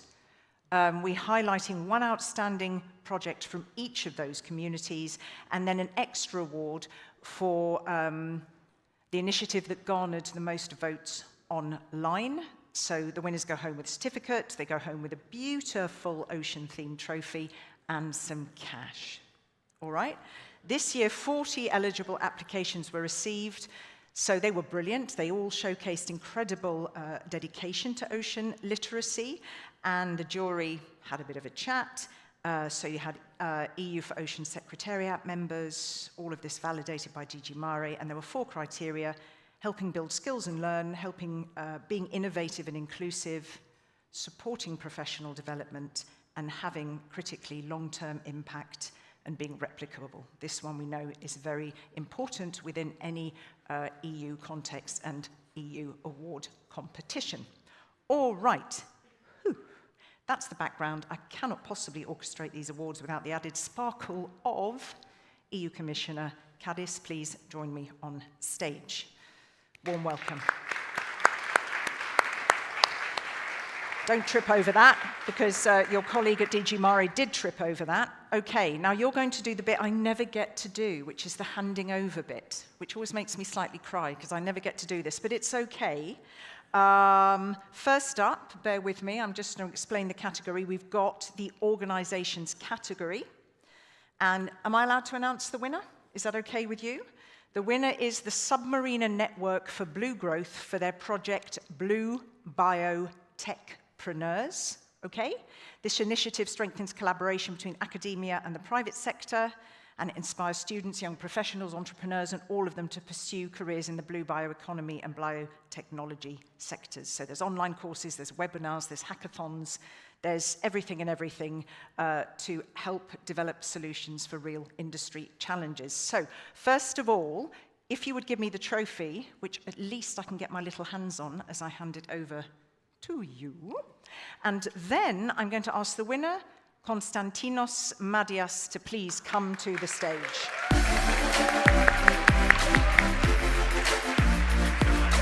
Go there and come into the center. So, we need to have a look at this gentleman here. Big smiles. Hang on. No, this is the man you need to keep happy. Yeah, I'm not allowed to let anybody go until I get his okay. I need to get out of the way. Do you want to say 30 seconds of words? Sure, 30 seconds, go for it. Yeah, so thank you so much. I'm actually very, very happy to be awarded. I think this project has done an amazing work on connecting academia and the industry with something that we really need, and to bridge also the skills gap in the blue biotech sector. And I would like to thank the partners of ours, STU, STU, Gdańsk University, Polmer, and Blue Bio Alliance, and of course our amazing team in the Submariner Network, which we have been coordinating this project, and I'm very, very happy to be here to get this award. So thank you. Well done. Well done. Ah, no, you're supposed to say, you're absolutely right. Take a seat. Take a seat in the living room. You knew better than me. You absolutely need to stay on stage. Okay, right, we're moving on to the youth category. Now, the winner is, she is winning for a project called Blue Skills Lab. empowering island youth through circular design and ocean literacy, and it brings hands-on marine education to schools in Mykonos, combining experiments, environmental monitoring, coastal cleanups, and so much more. So there are real, tangible benefits, and this improving of education, giving students scientific tools, helping them understand marine ecosystems, seasonal change, and their role in protecting the Mediterranean Sea. First of all, can I have the award, which I will hand to you? It's very beautiful, no?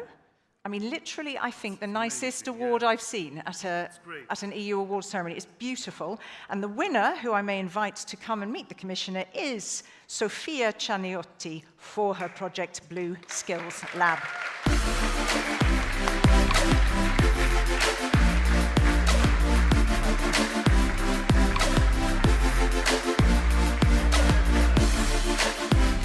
Look at this one, and stay until he gives you the okay. Okay. Hang on, you've got to keep smiling. Smile and wave, boys, as they say. Who says that? Madagascar. The penguins in Madagascar. Okay, so please say just a few words. To keep it professional, but I'm about to cry because it's a lot of work, and actually I don't have a team behind me. I'm the team, so I'm really grateful for the European Commission because last year they gave me the chance to have a technical assistance for what I'm doing in the Greek islands. And now they award me with this, and I don't know, I'm about to cry. So thank you. I know this is not Eurovision. But when I received this email from Rita, as I told them in our meeting, this was a winning email, but behind these emails, I received tons of emails, starting with, "We regret to inform you," and I never stop, and I believe in what I'm doing, so if someone in this room have doubts, please keep doing so, because people will believe in you too. I'm about to cry off stage. Thank you so much. No, you go and sit over there. Perfect.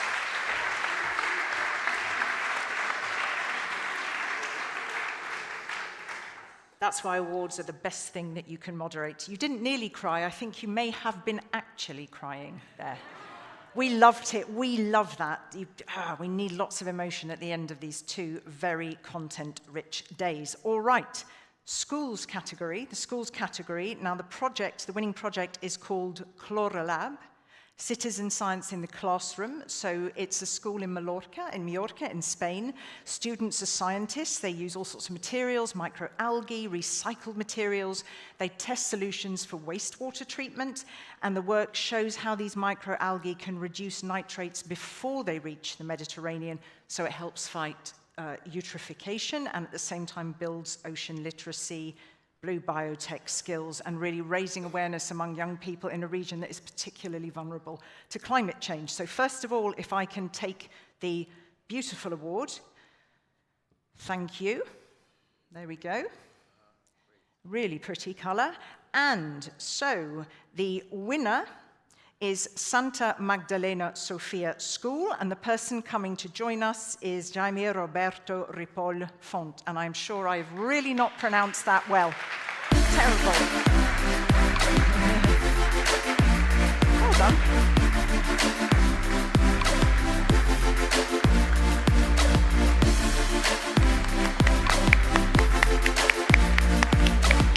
Have a look at this one. You have to stay a little bit more. Aren't you just... Yeah? You're good? You have a stand? Perfect. You can take a seat in the living room. Okay. Oh, I didn't... Oh, allow me to say no, anything. go. No, go on. Speak. Sorry. Oh, my God, I'm so sorry. Yes, Go ahead. I just want to say thank you very much to the entire organization. And if you don't mind, I would like to dedicate the word to my students in Catalan, in my own language. And això és per vosaltres, i sense la vostra feina no hagués estat possible. Moltes gràcies. Thank you.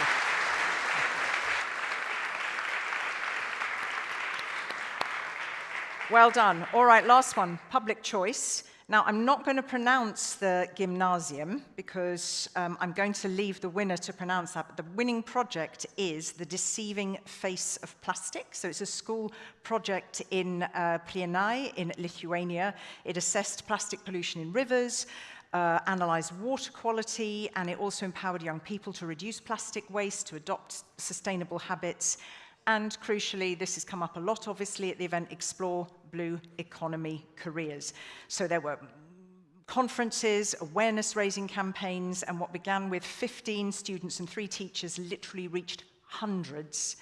So really a beautiful success story. Can I please ask to come to the stage for the project The Deceiving Face of Plastic, Raza Kuczynskina.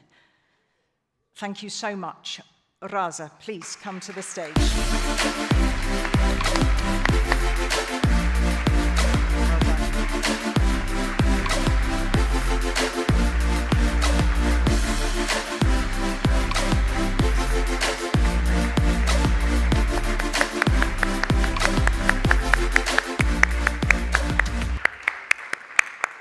Stay, you're just a few more, you're good? All right, so now you can pronounce the name of the gymnasium. Come and say a few words, because I'm not even going to attempt. Very much. What's the name of the school in Lithuanian? Prienų Žiburio gimnazija. From Lithuania.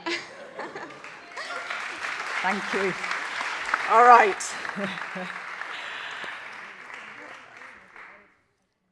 Thank you. You can see why I didn't attempt that in any fashion. Now, before you leave this stage, you stay, please. Can I invite you forward? We can get a nice group photo and another round of applause. So perhaps Commissioner go in the middle. We can have a gentleman and a lady on each side. Here we go.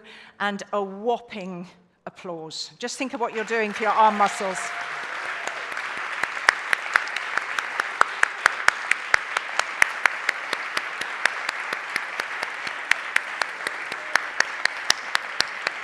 Hang on, you've got your photographer coming. If you can still smile and wave. Have a look at this one. You've got to do the celebrity thing. You're good? Okay, perfect. Commissioner, please stay with me. Oh, God, you've got to stay with me. I'm so sorry. But you are all allowed to take a seat. Well done, seriously. We don't underestimate it, and I totally get your joy. Well done. You may all take a breather in the audience, apart from the Commissioner. I let you leave. Thank you. Well done. Well done. All right, so I think awards are a good way to push that whole ocean literacy, citizen engagement forwards and to use it sustainably. And if you want to say anything, look, I don't want to keep you mute, please. Should be on. Yeah. Yes. I worked a lot on education for the environment and sustainable development. And I feel that as I mentioned in the morning, our policies are much, much more effective if they are implemented by citizens, that they have environmental awareness, environmental responsibility, and environmental knowledge. And this project is exactly about this. So congratulations to all the teams. Thank you. Thank you very much.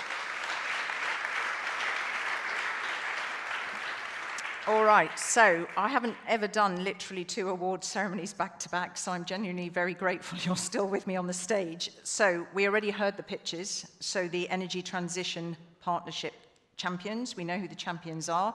We will reveal shortly. You can still almost continue to vote.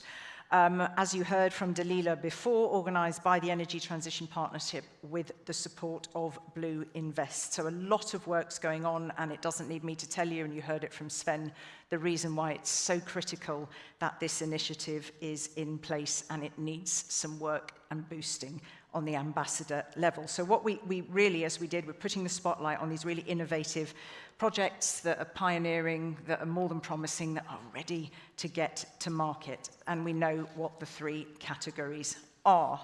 So, first of all, just for that wonderful photo op with you. So I will grab this, and I will need to, in just a moment, take the trophy for the first category. The first category that we are awarding is the champion for innovations for energy transition in fisheries. If somebody can give me the, thank you so much. Thank you so much. That one goes to you. And then if I may please, well, yeah, you can take it home if you want. Can I ask to join us, Ethan Fagani again of the Setasol platform. So very warm applause to you. Come, join. Well done.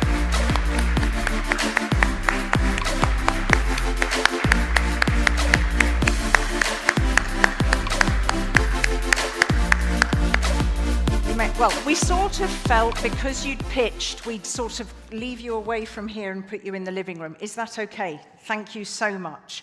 All right. Next, for the category for ETP champions for innovation for energy efficiency in aquaculture, let me invite back Stephen De Bono of Med Aquashift. Very warm welcome back to the stage.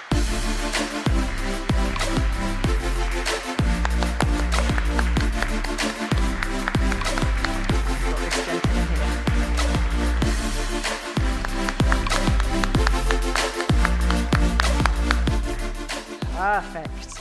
And last but not least, we have ETP Champions Innovative Infrastructure for the Energy Transition. Please come and join us again. First, I will take the trophy.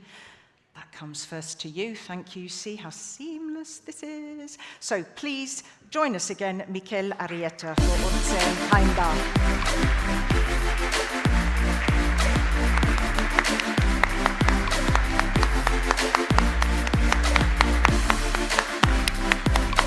Hang on, keep going, hang on. You can't leave until he's happy. You happy? Yeah, all right. Wonderful. Do you want to, before you do the group photo, anything you would want to add, Commissioner? Even if a word of congratulations? Yes. Energy transition is part of the transformation that our fisheries and aquaculture sector should go through, and these projects are exceptional. So I want to congratulate our friends and ask them to continue their good work. Thank you. So come and have a group photo before, and you have to stop voting now. Come forward. Let's have a, so first of all, we orchestrate a photo all together. There we go. This is the gentleman you need to keep happy. And a warm round of applause to these good.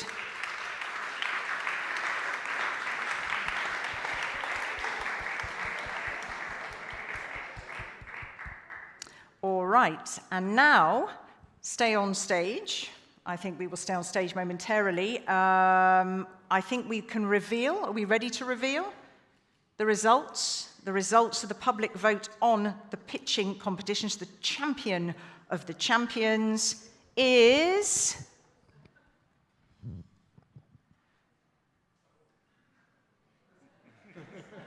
Who knows? You're all equally champion of champions. No, I've never had such a situation. Chat amongst yourselves, okay? Have a nice little chat while you stand there, even more nervous than you already were. I think we have a, I'll take that from you for a start. Here we go. So, we will just wait a moment.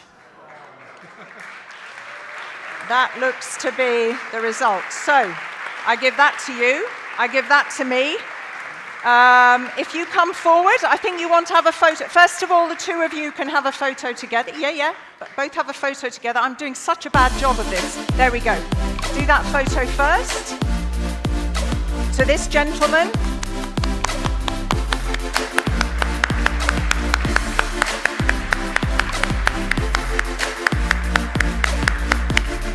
Are we good? Do we need any more photos? Somebody tell me now, or forever hold your peace. We good? Charlina, you're the queen of the room. Can I release these good people? Okay, so thank you. Thank you very, very much. You need to grab that. Actually, all of you, including the Commissioner, can take a well-deserved break. You've been brilliant and you've genuinely lit up the room at a time when we need it, right at the end of the event. Thank you and congratulations. And here we go.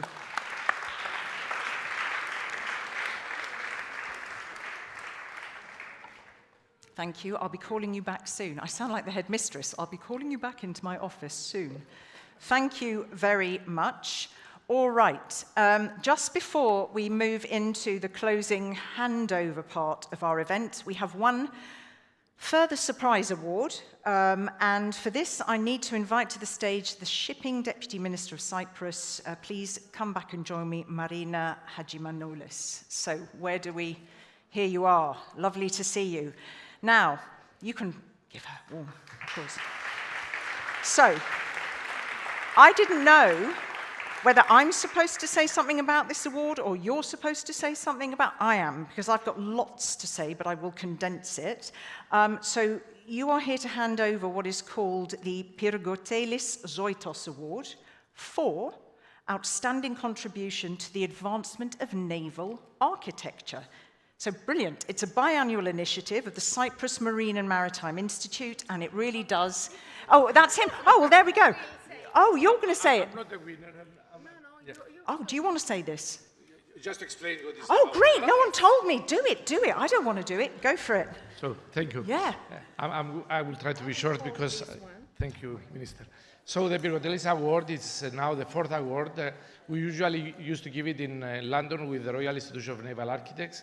It's something that we started 4 years ago in an effort to address a gap that we have in the blue economy and more specifically in shipping. We have identified that we miss naval architects and we are trying to encourage young people to consider this option.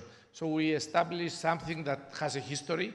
Pyrgotelis, the son of Zoitos, was a naval architect who, according to an inscription found in Paphos, an inscription of the 3rd century BC, has been honored a lot by the kings of Egypt for the remarkable and innovative ships he was building at that time for the Hellenistic kingdom of Egypt. And we thought that it's a nice story to tell to kids and our children in order to give them another option when considering a professional life in shipping. So we established this award, but we thought this year it should be presented during the AMD in Cyprus for a change, in order to have you all here present to watch. Minister, now we can invite the winner for this year, who is Dr. Panos Manios. I think he's in the room. I saw him earlier. Panos.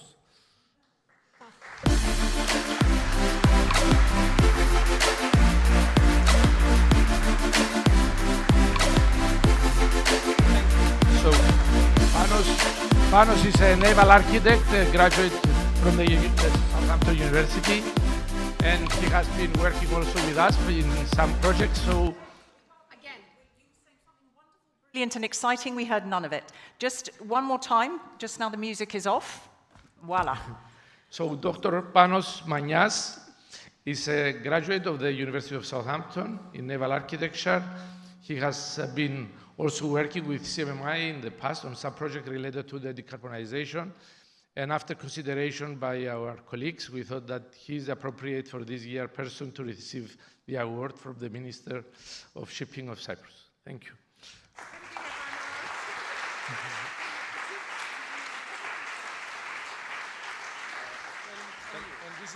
Okay, I'm going to ask you to go a little bit further that way, and then our photographer can get a nice picture of you. So if you can smile broadly, and we can give you a last round of applause. Well done.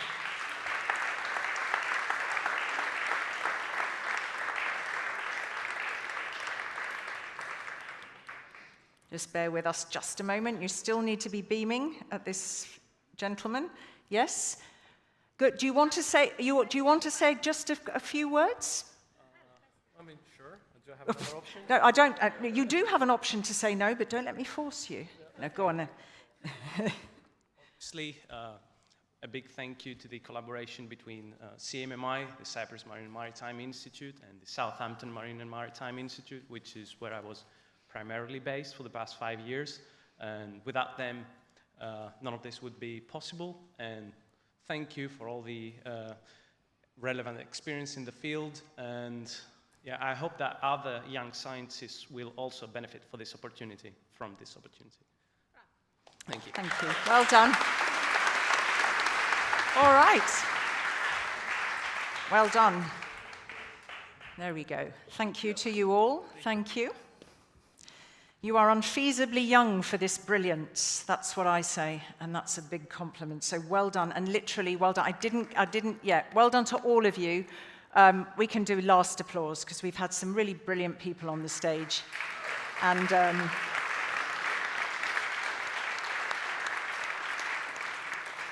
their endeavours are not to be underestimated. I think the tears said it all. All right, we are coming to the handover part, so right to the twilight moments of this event, and who better to kick this off than the Mayor of Limassol, Yannis Armeftis. So where are you? You are there. All right. Come, join. I'm going to stay with you and listen with attention.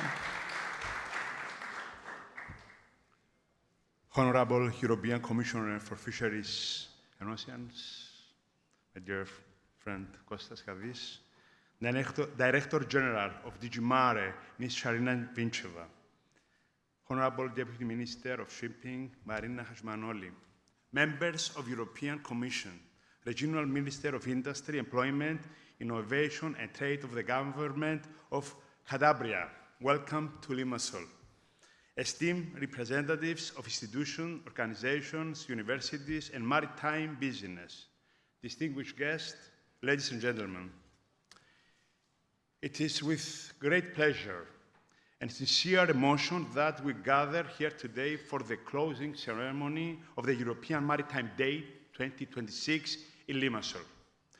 Over the past 2 days, our city has had the honor of hosting one of Europe's most significant events dedicated to maritime affairs, the blue economy, and the future of coastal communities. Through meaningful discussion, the exchange of knowledge, workshops, and constructive dialogue, we have reaffirmed that Europe's coastal regions can work together towards a more sustainable, resilient, and innovative maritime future. For the municipality of Limassol, hosting the European Maritime Day 2026 has been both a great honor and important responsibility.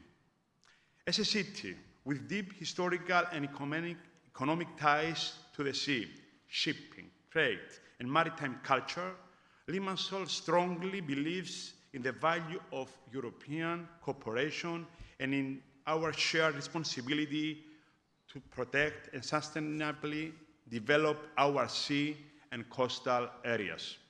We are proud that Limassol become a meeting point for institutions, organizations, experts, and communities working together towards this common vision.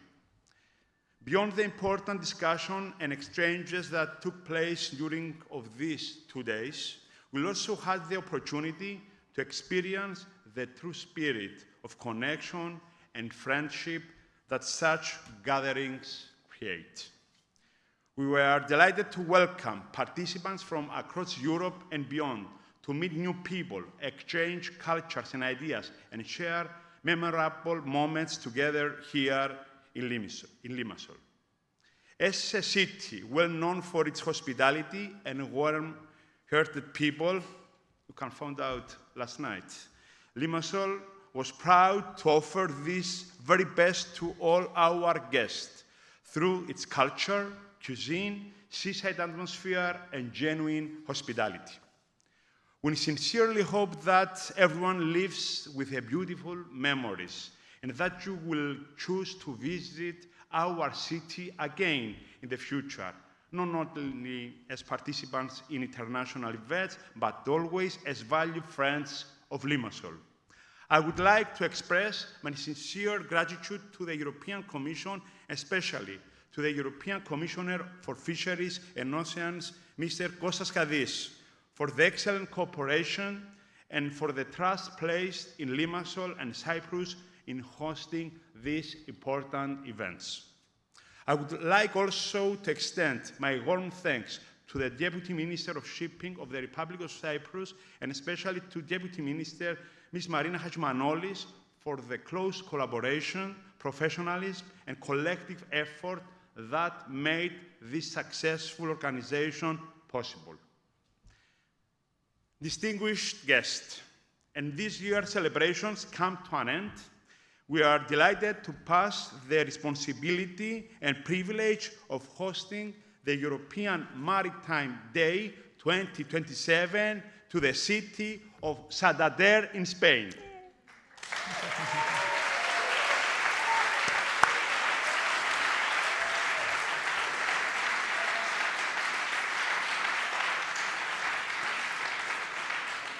We warmly wish the organizers every success, and we are confident that Santander will offer participants an equally memorable and enriching experience. And at this juncture, it's a perfect moment, I think, and thank you very much for that. We're just going to hear from the next host city, Santander, the Mayor of Santander, Gemma Guel Ortiz. Do you want to stay there, or should we go? And we've got 2 videos to watch. Let us both sit in this living room, and then I will give you back the podium. So when we are seated, please launch the first video. Let's hear from our mayor. Thank you. Hola, soy Gemma Igual, alcaldesa de Santander, y ya, les estamos esperando para la celebración del Día Marítimo Europeo cuando sea aquí, en Santander, en el año 2027. En primer lugar, disculparnos por no poder estar hoy cogiendo el testigo, pero obligaciones pues intrínsecas al cargo hacen que tenga que estar aquí, pero también es bueno que desde aquí, desde la península de la Magdalena, con nuestro mar Cantábrico, les invitemos a que estén con nosotros el año que viene. Una oportunidad para Cantabria y sobre todo para Santander de explicar el impacto económico que todo el negocio de la economía azul tiene para nuestra ciudad, para apoyarnos en los clúster y el clúster marítimo que tenemos en la ciudad de Santander, para poner en valor la cultura que tienen los santanderinos y el apego de la cultura marítima que se vive y que se respira en la ciudad de Santander, y sobre todo también para apoyarnos en el puerto y en todas las empresas que tienen que ver con el mar, para unir vínculos con toda la Unión Europea y todas las ciudades que tienen pues, un maravilloso mar, con un maravilloso puerto, con embarcaciones de recreo y con el turismo y con todo lo que tiene que ver con la economía azul. Así que les estaremos esperando, pero sobre todo para que también en la ciudad de Santander tengan unos días agradables mientras compartimos, mientras aprendemos y mientras generamos esos vínculos en torno a los días marítimos europeos. Great. So, unfortunately, obviously, the Mayor couldn't be with us, but I think there was a lot of passion and warmth behind her very genuine welcome there. We have one more video before I hand back to you. And now we're going to hear a message from the President of Cantabria, Maria José Sáenz de Buruaga Gómez. So, let's launch that video, please. Querida Comunidad Marítima Europea, es un verdadero honor dirigirme a todos vosotros en este momento tan simbólico del relevo entre ciudades anfitrionas del Día Marítimo Europeo. Y quiero, en primer lugar, trasladar nuestro más sincero agradecimiento a Limassol y a Chipre por su excelente labor como sede del Día Marítimo Europeo 2026, así como a la Dirección General MARE de la Comisión Europea por su confianza y compromiso constante con el futuro marítimo de Europa.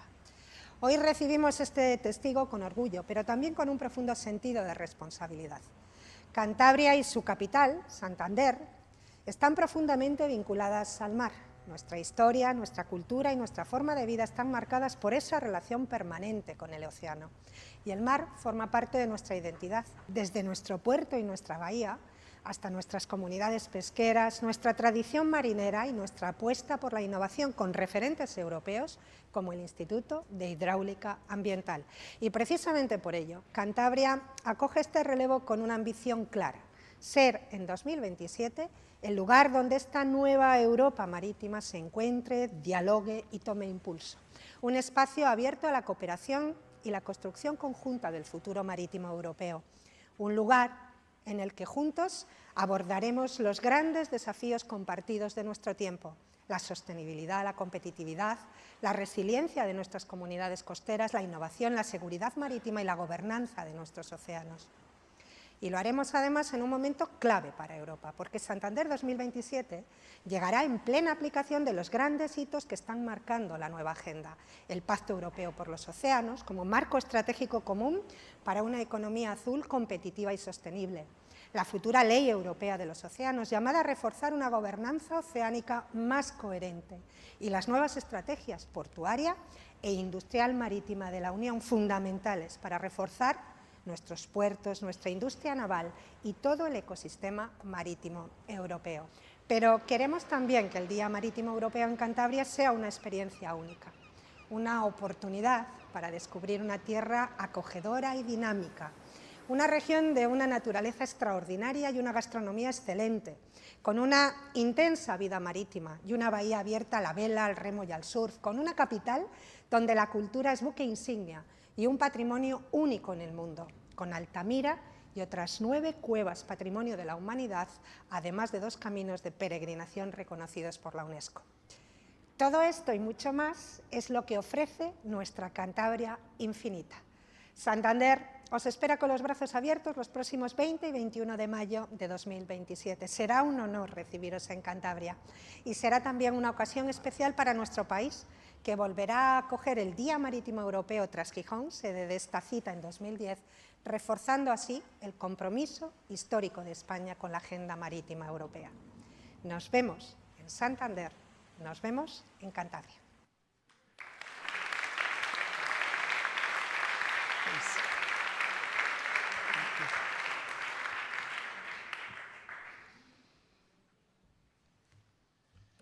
As a token of appreciation and friendship between our 2 coastal cities, it is my great pleasure to present to you with a bronze replica of the ancient Charlina ship, a 4th century BC Greek merchant vessel discovered off the northern coast of Cyprus. This ship is a powerful symbol of Cyprus' maritime heritage and our enduring relation with the sea. Handcrafted in Cyprus, this replica reflects the timeless spirit of exploration, exchange, and unity. Please, Mr. Eduardo Arasti Barça. Please come to the stage. Regional Minister of Industry, Employment, Innovation and Trade. Welcome. Come. I think... May this symbolic gift... Can I come here? Because he's going to get a nicer photo. Sorry. Wait. There you go. Thank you. May this symbolic gift of Charlina ship actually unite the 2 cities between west and east of Mediterranean and Atlantic. Thank you very much of Europe.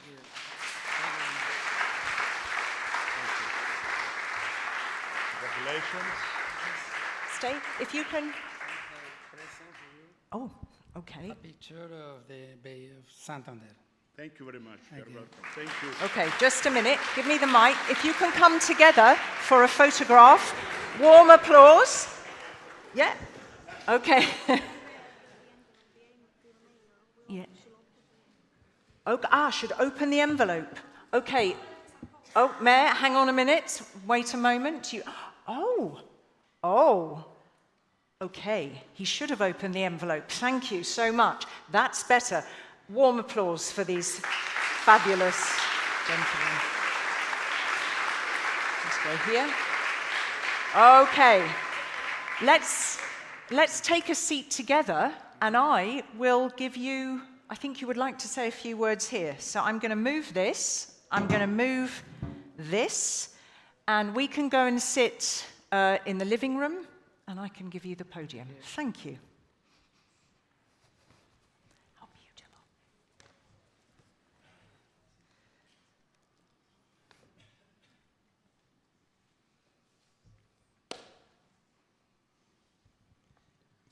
Good afternoon, Mayor Limassol, authorities, ladies and gentlemen.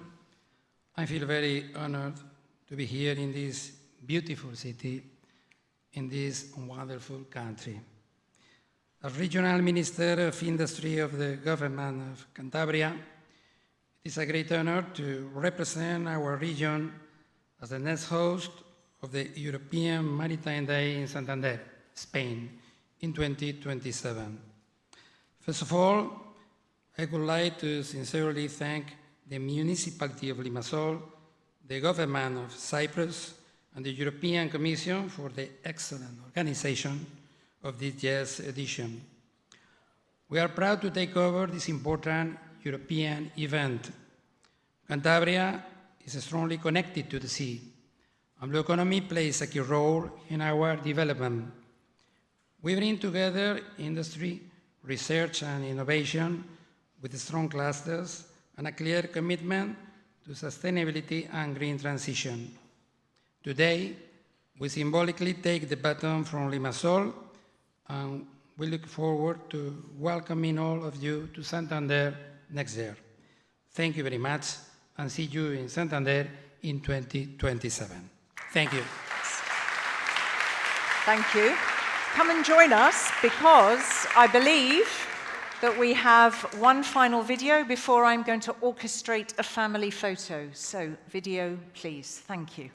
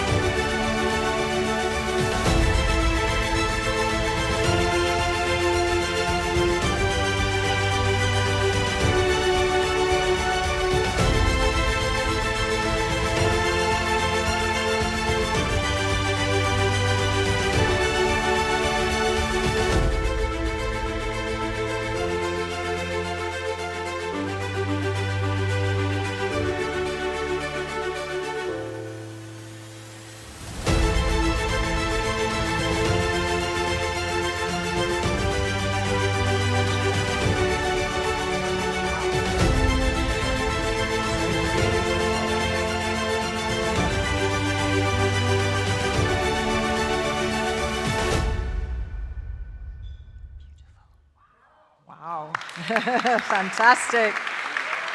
Wow.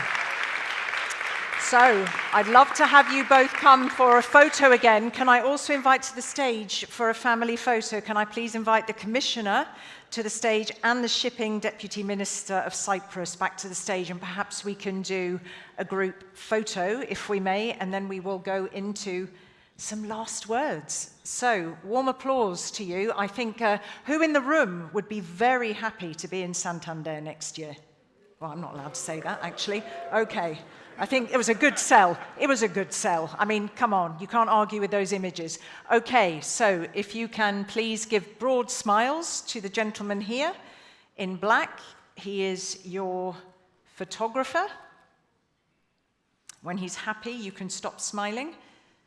Okay, he's happy. So, thank you. The three of you are allowed to have a little bit of a breather, and you need to stay with me for a few words, I think. So, thank you, thank you, thank you. I'm sorry, I'm moving all around the stage and confusing everybody. Last words for you, please. Thank you. I will take that. And it's not mine, but I'm just going to clear up as I go. There you go. Thank you. Good afternoon. I'm sure that besides the good food and the hospitality that you had these 2 days, you understood why Limassol is the capital of shipping and the blue economy of Cyprus. And on behalf of the Republic of Cyprus and our president, Mr. Nikos Christodoulidis, I would like to thank you all for visiting Limassol and for learning about our history and about our maritime culture. European Maritime Day has once again demonstrated the strength and diversity of Europe's maritime community. Through the discussions, panels, workshops, and exchanges, we have reaffirmed a common understanding that the future of Europe is deeply connected to the future of our seas and our oceans.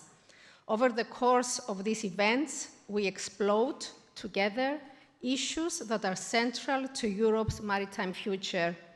We discussed sustainability and competitiveness, maritime security, ocean observation, blue innovation, fisheries and aquaculture, energy transition, coastal resilience, and many more that concern the blue economy.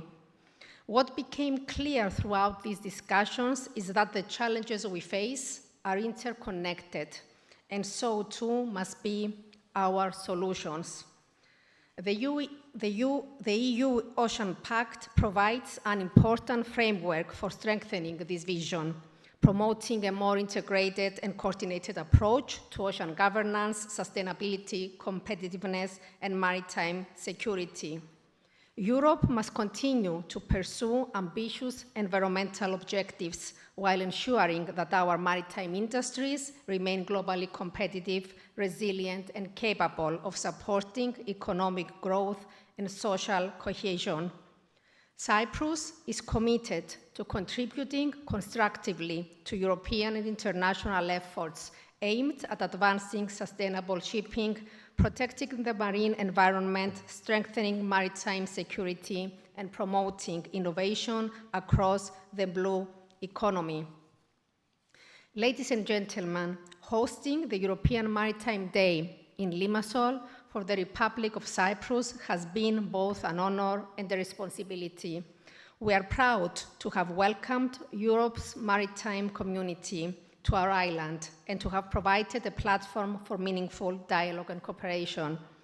I would like to extend my sincere appreciation to the European Commission, to the Limassol municipality, and especially to Commissioner Kadis, our commissioner, and to the mayor of Limassol, Yannis Armeftis, but especially to all the personnel that have worked from the Commission, from the Shipping Deputy Ministry, and also from the Limassol municipality to deliver these remarkable 2 days that we have witnessed. I want to thank also all the speakers, the moderators, the organizers, the stakeholders, and the participants whose efforts and dedication made this European Maritime Day a success. I am sure that Santander will deliver as much as Limassol has delivered. Thank you very much. Thank you. Thanks. You've been so lovely. Thank you. Thank you. I think everybody, you say you're very proud, you should be very proud. I think everybody has had an incredibly warm welcome here and felt very at home, and that is the ambiance of this place. So it's been a real pleasure and a privilege to be here. Thank you. Now the last words will go to the European Commissioner for Fisheries and Oceans, Costas Kadis. I think I need to give you the floor one last time, so please, the floor is yours. Thank you. Dear friends, as we gather for the final time in this remarkable venue, Karok Mill, I want to thank each and every one of you, for making these 2 days so rich in ideas, collaboration, and shared purpose. Over the past 2 days, we have brought together voices from across Europe, policymakers, industry leaders, scientists, entrepreneurs, and civil society, all united by a shared commitment in our ocean. And what we have seen here is clear. Europe's maritime community is not only diverse, it is determined, innovative, and forward-looking.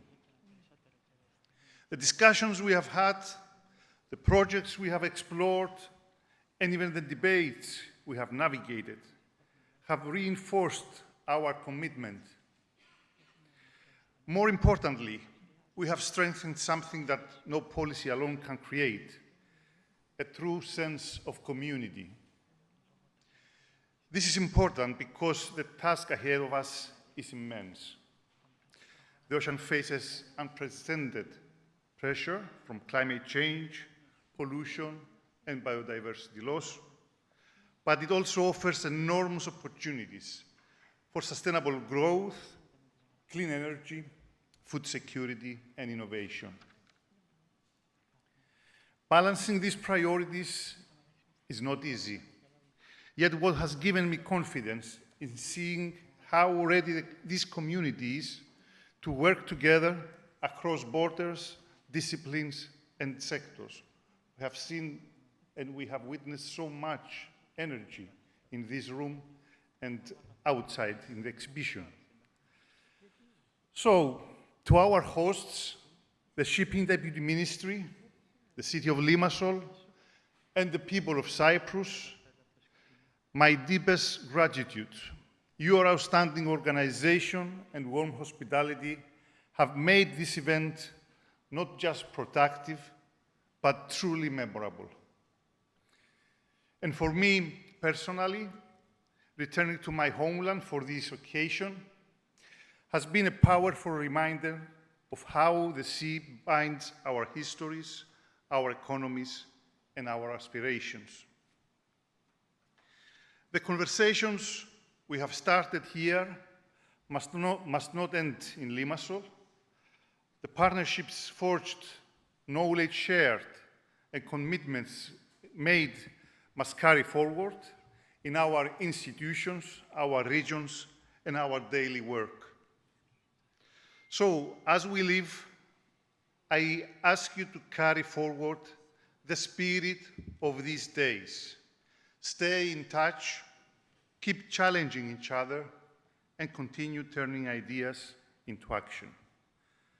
Because our ocean connects us all. So thank you very much for being part of this journey.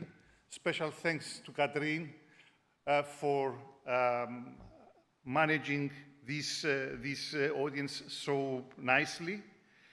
And special thanks also to all the people who contributed to the success of this event. Our friends from the municipality and the Deputy Ministry, our friends and colleagues from DG MARE and other Commission services, and each and every one of you for your contribution. Thank you very much, and safe travels. I look forward to seeing you all next year in Santa Terra. Thank you. All right. Well, I can't follow that with any degree of eloquence. All I can do is ask you to be eloquent in a last poll, and we will have a last glimpse at Fanny's drawings, and I want to just give her the microphone in a moment because she's been this silent, fabulous entity behind the scene. Could we just do a last poll? Do you have the energy to grab your phones? Just a very last poll, and then we'll have a lovely time lapse from you, Fanny, and here, because it's great. You've been... And we'll give you a voice momentarily to see what are some of the top things that you've taken away. But we'll do the poll. You want to do this first? All right, let's do the time lapse first. Are you ready for the time lapse, Fanny? Yes, can you hear me? Oh, I can hear you. Off you go. Hello, everyone. I'm here behind you. And it's a real honor to be here for this 26th edition of the EMD in Limassol. So over these 2 past days, my role was to visually capture the essence of the conversations in real time during the plenaries. So as you can see on the screens, these are some of the graphic recordings created during yesterday and today's plenaries. So we won't go through all of them now, but I selected a few visual snapshots from all the drawing made. So this fabulous venue, of course, the carob mill in Limassol. The sea is part of our identity. Translating commitment to action for our ocean, our Commissioner Costas Kadis, who highlighted the commitment. The European Ocean Pact is moving from vision to implementation. Yeah, the blue industrial leadership, how do we maintain it? Innovation. The OceanEye here can see we cannot protect what we do not understand, again, from our dear Commissioner Costas Kadis. I love that. This is a quote also from Susan Steele yesterday. Individually, we are one drop. Together, we are an ocean. I think it's a famous quote, but I thought it perfectly reflects the spirit of the European Maritime Day edition. And nos vemos el año próximo en Santander. Muchas gracias. Thank you. Thank you. Thank you.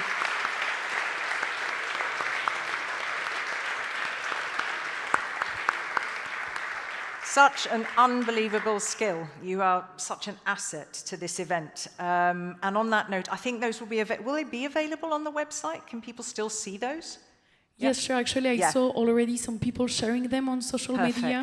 So please do so. You're allowed to do so. A last poll, if you will. Can I ask you to dive onto your phones? It's just good to know how you are leaving. There we go. After 2 days at this year's European Maritime Day, I go away what?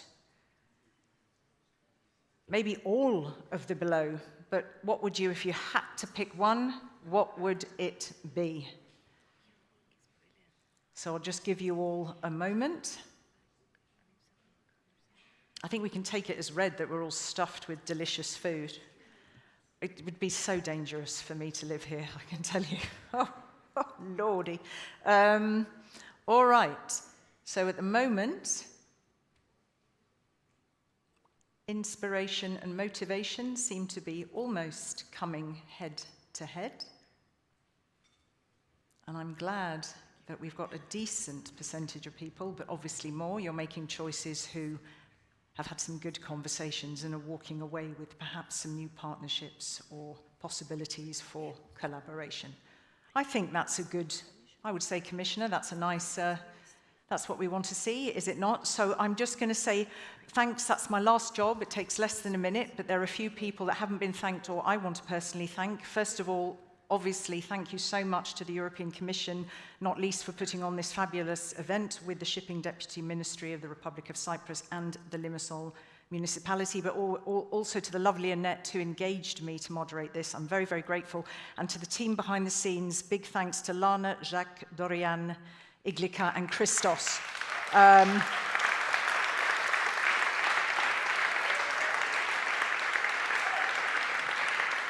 They really do own their topics, and it was very, very hard for them to get that all condensed with the speakers they needed to be on stage. So really, kudos to all of them. Thank you to those wonderful speakers. It's always very important to me to say this. I do actually speak a few other languages for an English person, and I always feel I need to say that because I am never not astounded that the people who are sharing a stage with me, the English native, are just in what is not usually their mother tongue. It's very important for me to say it because I do not take it for granted. Thank you very much to thank you to the wonderful speakers, to the amazing Fanny Didou, to the photographer. I think we've had several photographers, but thank you. Could we just give a clap to the technicians? They've done a really fabulous job.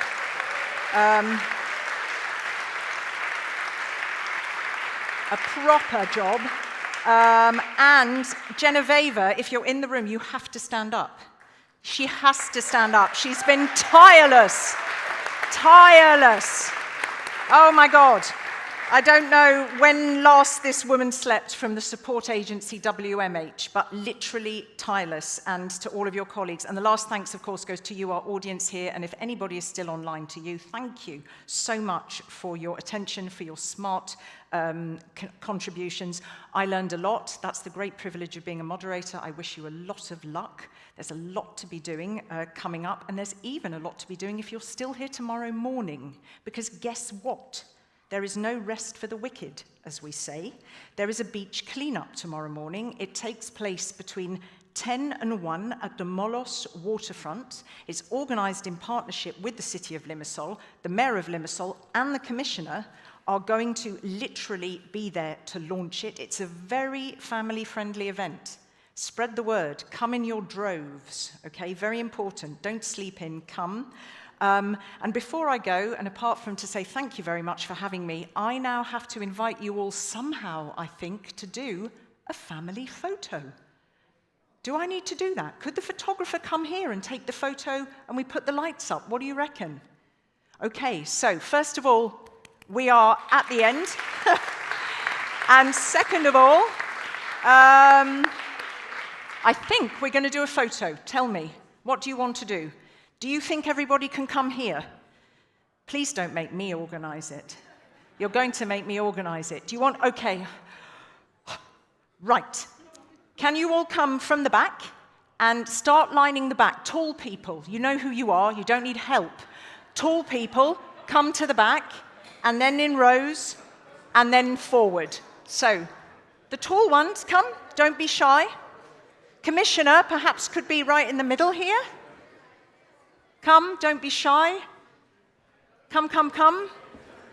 This isn't... Oh, please, organize, organize, organize. Come.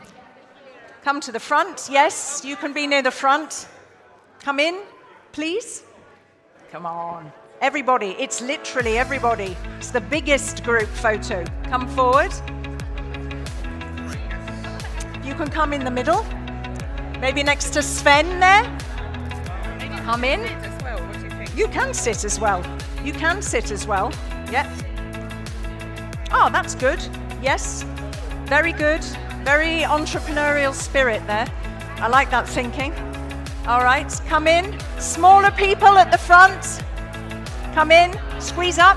Squeeze up. More people in here. You might have to be coming down here a little bit. I don't think I can move these. All right, if you can squeeze in. Some people can go here, squeeze in here.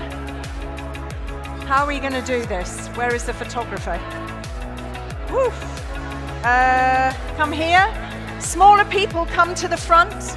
Yep. Come to the front. Smaller people, come to the front. Come to the front. Come in, squeeze in. Up, up, up. Squeeze, squeeze, squeeze. Come. I think, can you want in the shirts?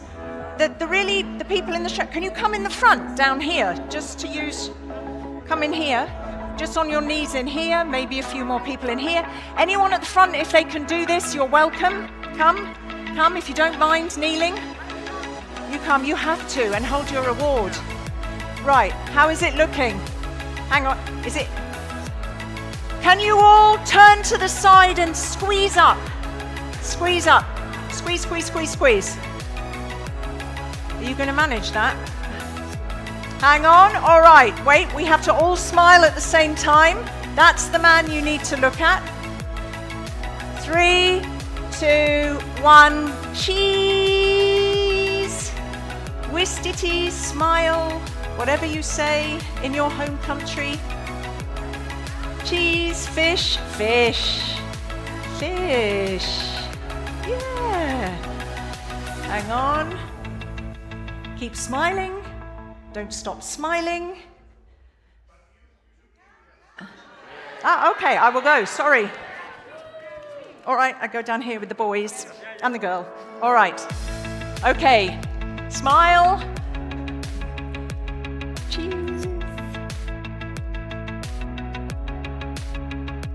And hold it. Yes, we're good. Yay! All right. Well done. Okay.